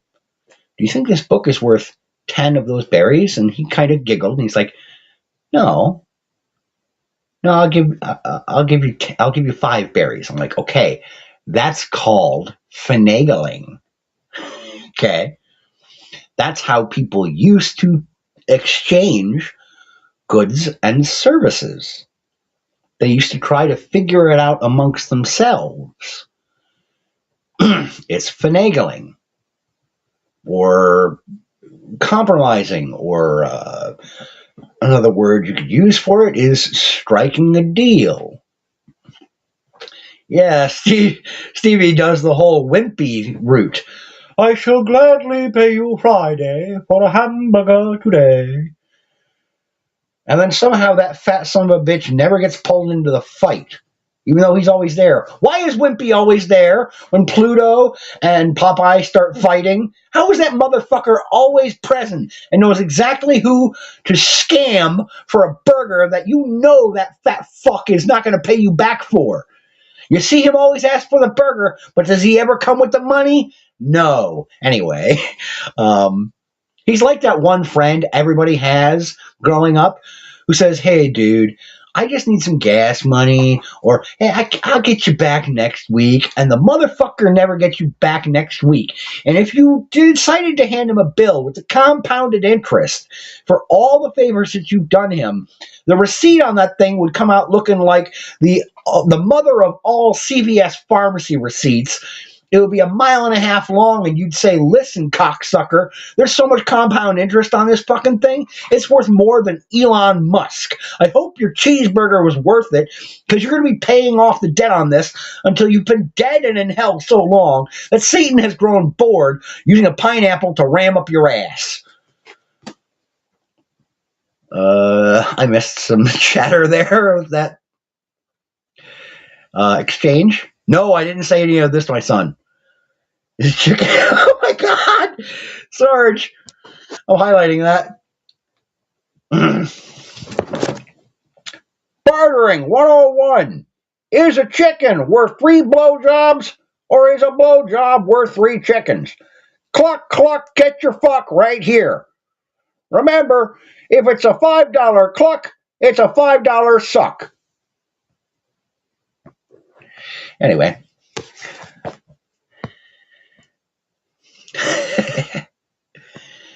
Skridlow be talking some shit. He's on a roll today.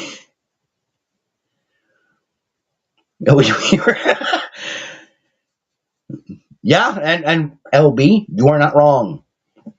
You're just aware of pattern recognition.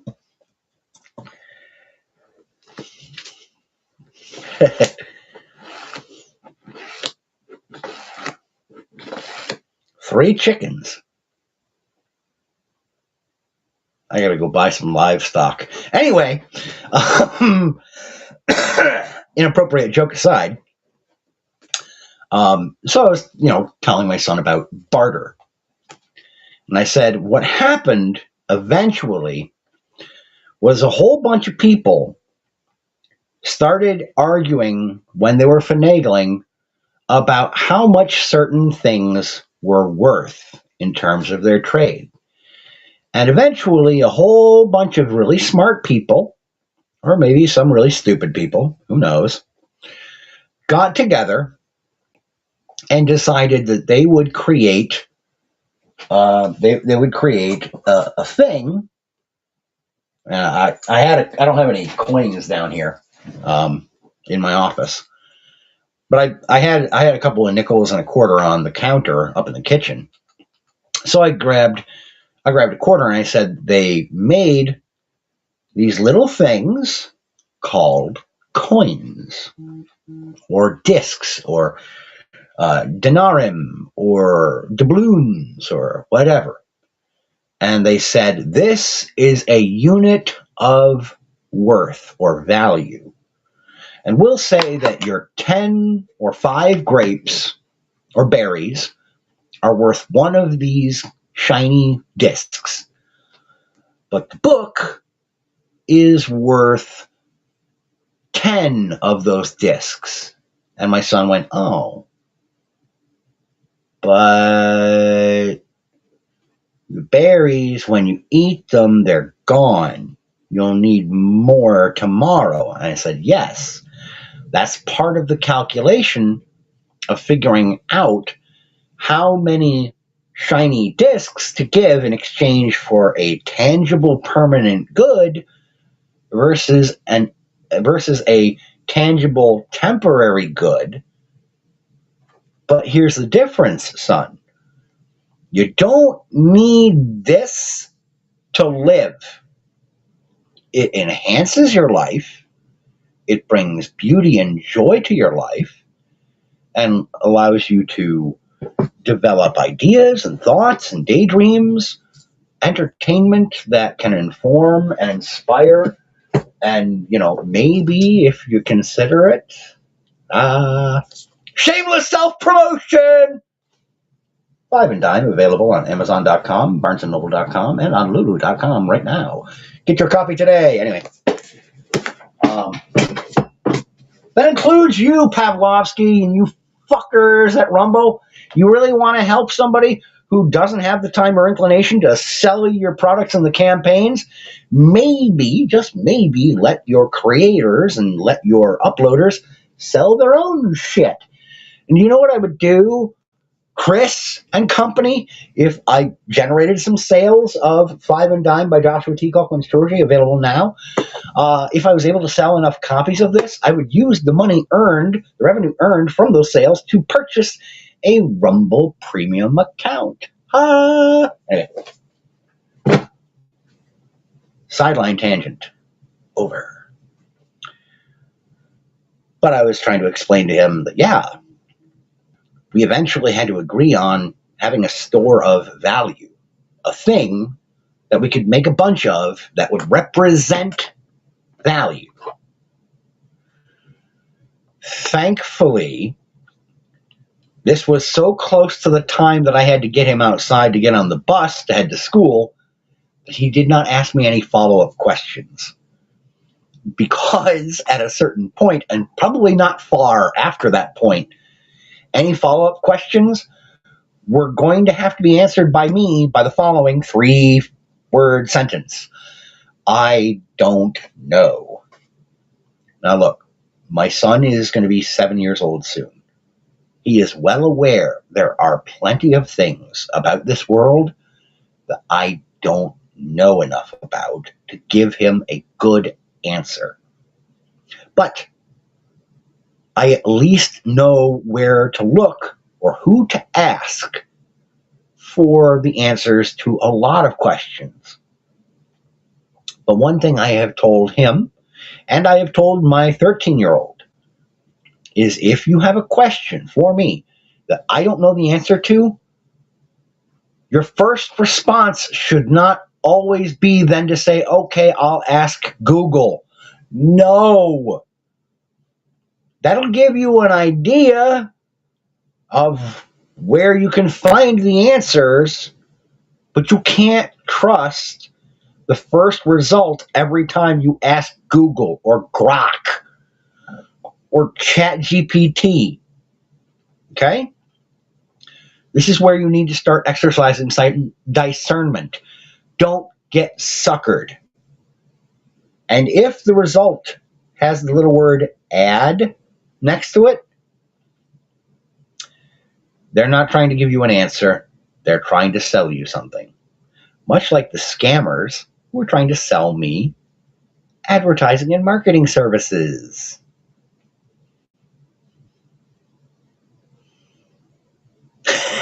Sarge. I'm going to highlight that.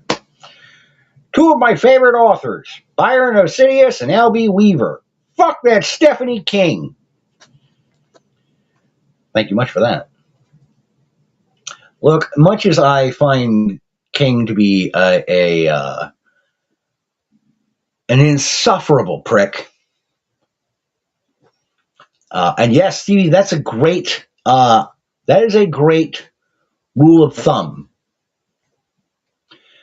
3 sources to confirm before you repeat anything. That used to be conventional wisdom. Used to be. 2 for sweet dreams. I'll have to check that out, Weaver. I'll have to check that out. Sarge, if at some point, I don't know, LB, if you've got my phone number. If you don't, Sarge, at some point, by all means, go ahead and zip my phone number to LB so that he's got that on hand. Or yes, Stevie, the 72-hour rule is another great rule, and it's a general guideline for responding to news. And that's a great rule to live by. The 72-hour rule is whenever there is an event or an incident that is considered, quote, breaking news, don't react or respond to it until 72 hours have passed. Because in the initial minutes and hours, there's going to be a lot of confusion, a lot of conflicting back and forth information, things that have been vetted or verified. Wait a couple of days so that you've got more thoroughly confirmed information before you offer a response. It's the best way to go about it. LB, oh, Mrs. Sarge says, I'm going to bed with your second book. I love the bigger print. But hey, man, especially as I'm getting older, I'm finding I appreciate the bigger print too in some titles.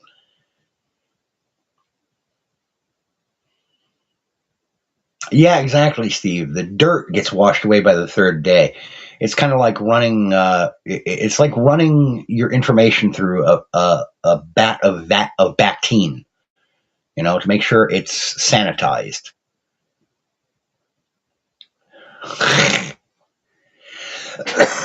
Oh God! Oh, LB and Mrs. Sarge. Ah, man. In Probes. Anyway, sorry. Reference to Archer.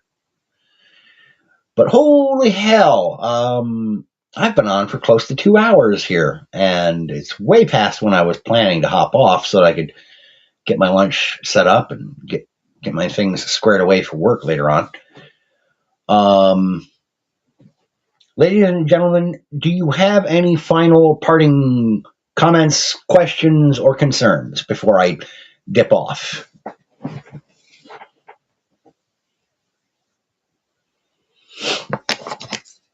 I'll have one more smoke with you. How about that? We use that as the measure. I see the dancing banana from the peanut butter jelly time, peanut butter jelly time. Anyway.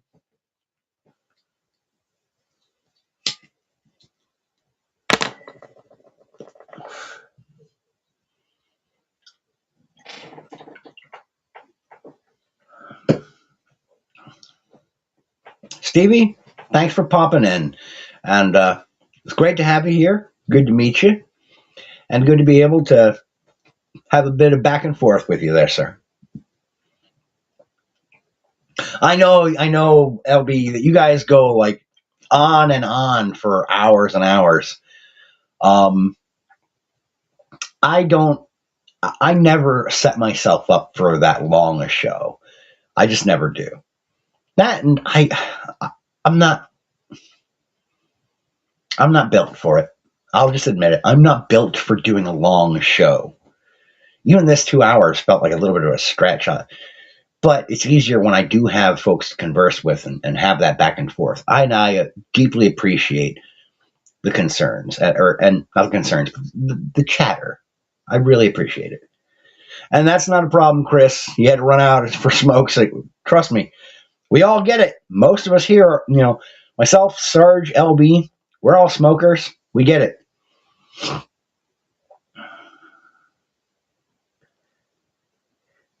Red Pill Rebel says it was a 6.5 hour show. Holy brother. That's almost a full working day.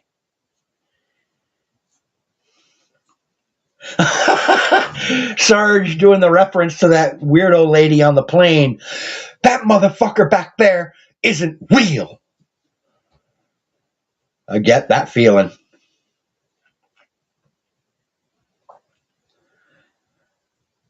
Yeah, that is a long stream, brother. I mean, when it comes to streaming stuff, like, there's only a handful of shows that I can sit through for that long, watching and or listening.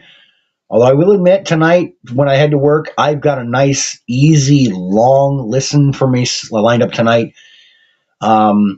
Over in the UFL, it's Thursday Night Football. The Louisville Kings are going to be hosting the St. Louis Battlehawks. Caw is the law. I am a football degenerate. I watch / listen to football from damn near every league. I've even taken to watching the IFL, the Indoor Football League, this year. Um, I know that NFL football has been compromised to the gills and back, but I can't help it. I still love the sport. But I'm such a football degen that yeah, I'm watching and listening to the United Football League for spring football, Indoor Football League. I'm going to be watching slash listening to the Canadian Football League games because I found an iHeartRadio station that carries literally all of the CFL games. So I'll be listening to that. This is the wonderful thing about when you're willing to really scour and scrape and search for avenues of watching or listening to live sports without having to pay out the nose, you can find some affordable options.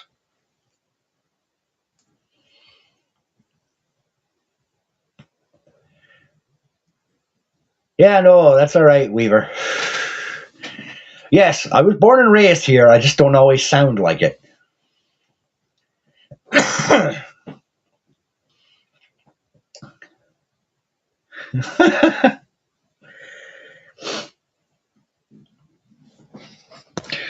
Sarge says, if you're going to be kneeling during the national anthem, you probably like to kneel for other things involving big, sweaty men right in front of you.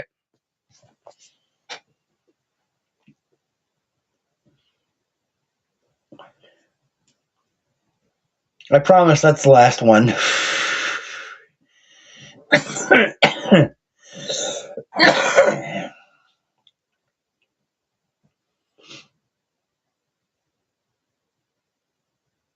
I do enjoy doing that, though. I will confess.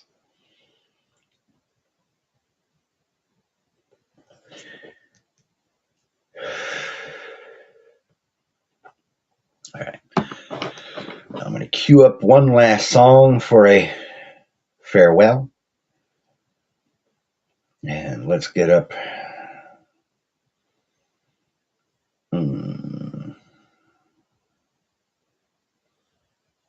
That's a good one to go with.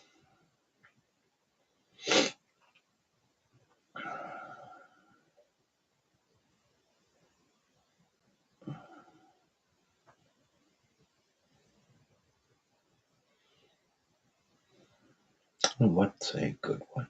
Here we go.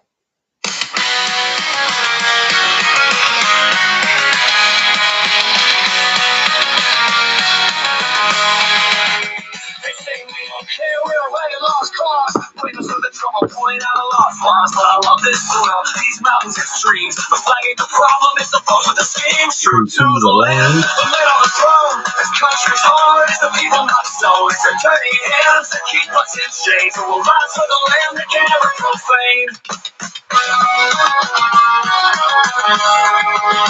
Don't need a suit to show what I'm worth. My roots run deep in this patch of earth. The anthem is late as I'm lawfully. I'll shout for the people, not bureaucracy. True to the land, the men on the throne. This country's hard, it's the people not so. It's the dirty hands that keep us in chains. So we'll rise for the land that can never profane. Holy fucking Moses! Mrs. Sarge with the nuke. $50 super chat. Or Rumble Rant. Holy fucking Moses. Whammo. Mrs. Sarge, I don't think you understand. This is just something that I do for the hell of it, but I deeply appreciate that, honey.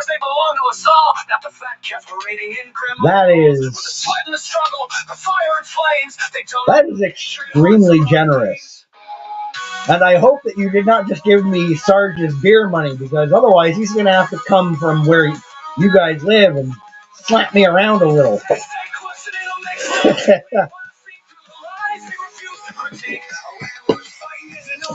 Damn it, Byron. Now I'm going to have to settle for Miller Lite, when you know that I prefer the cool, crispy, Rocky Mountain flavor of Miller Time.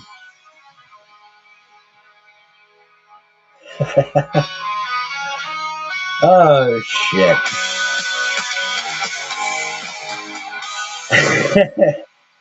Oh, you gave him his cigar money. Okay. As long as he's got his money for his cigar.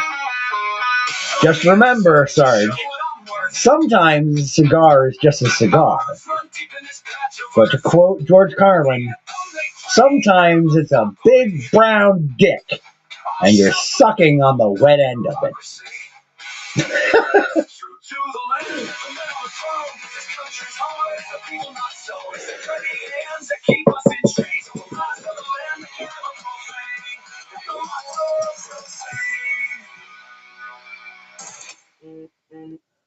The tune, ladies and gentlemen, for our farewell was True to the Land.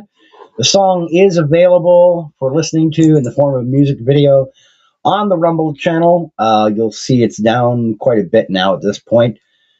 But, ladies and gentlemen, I'd like to thank you deeply for tuning in and for giving me some good back and forth chatter.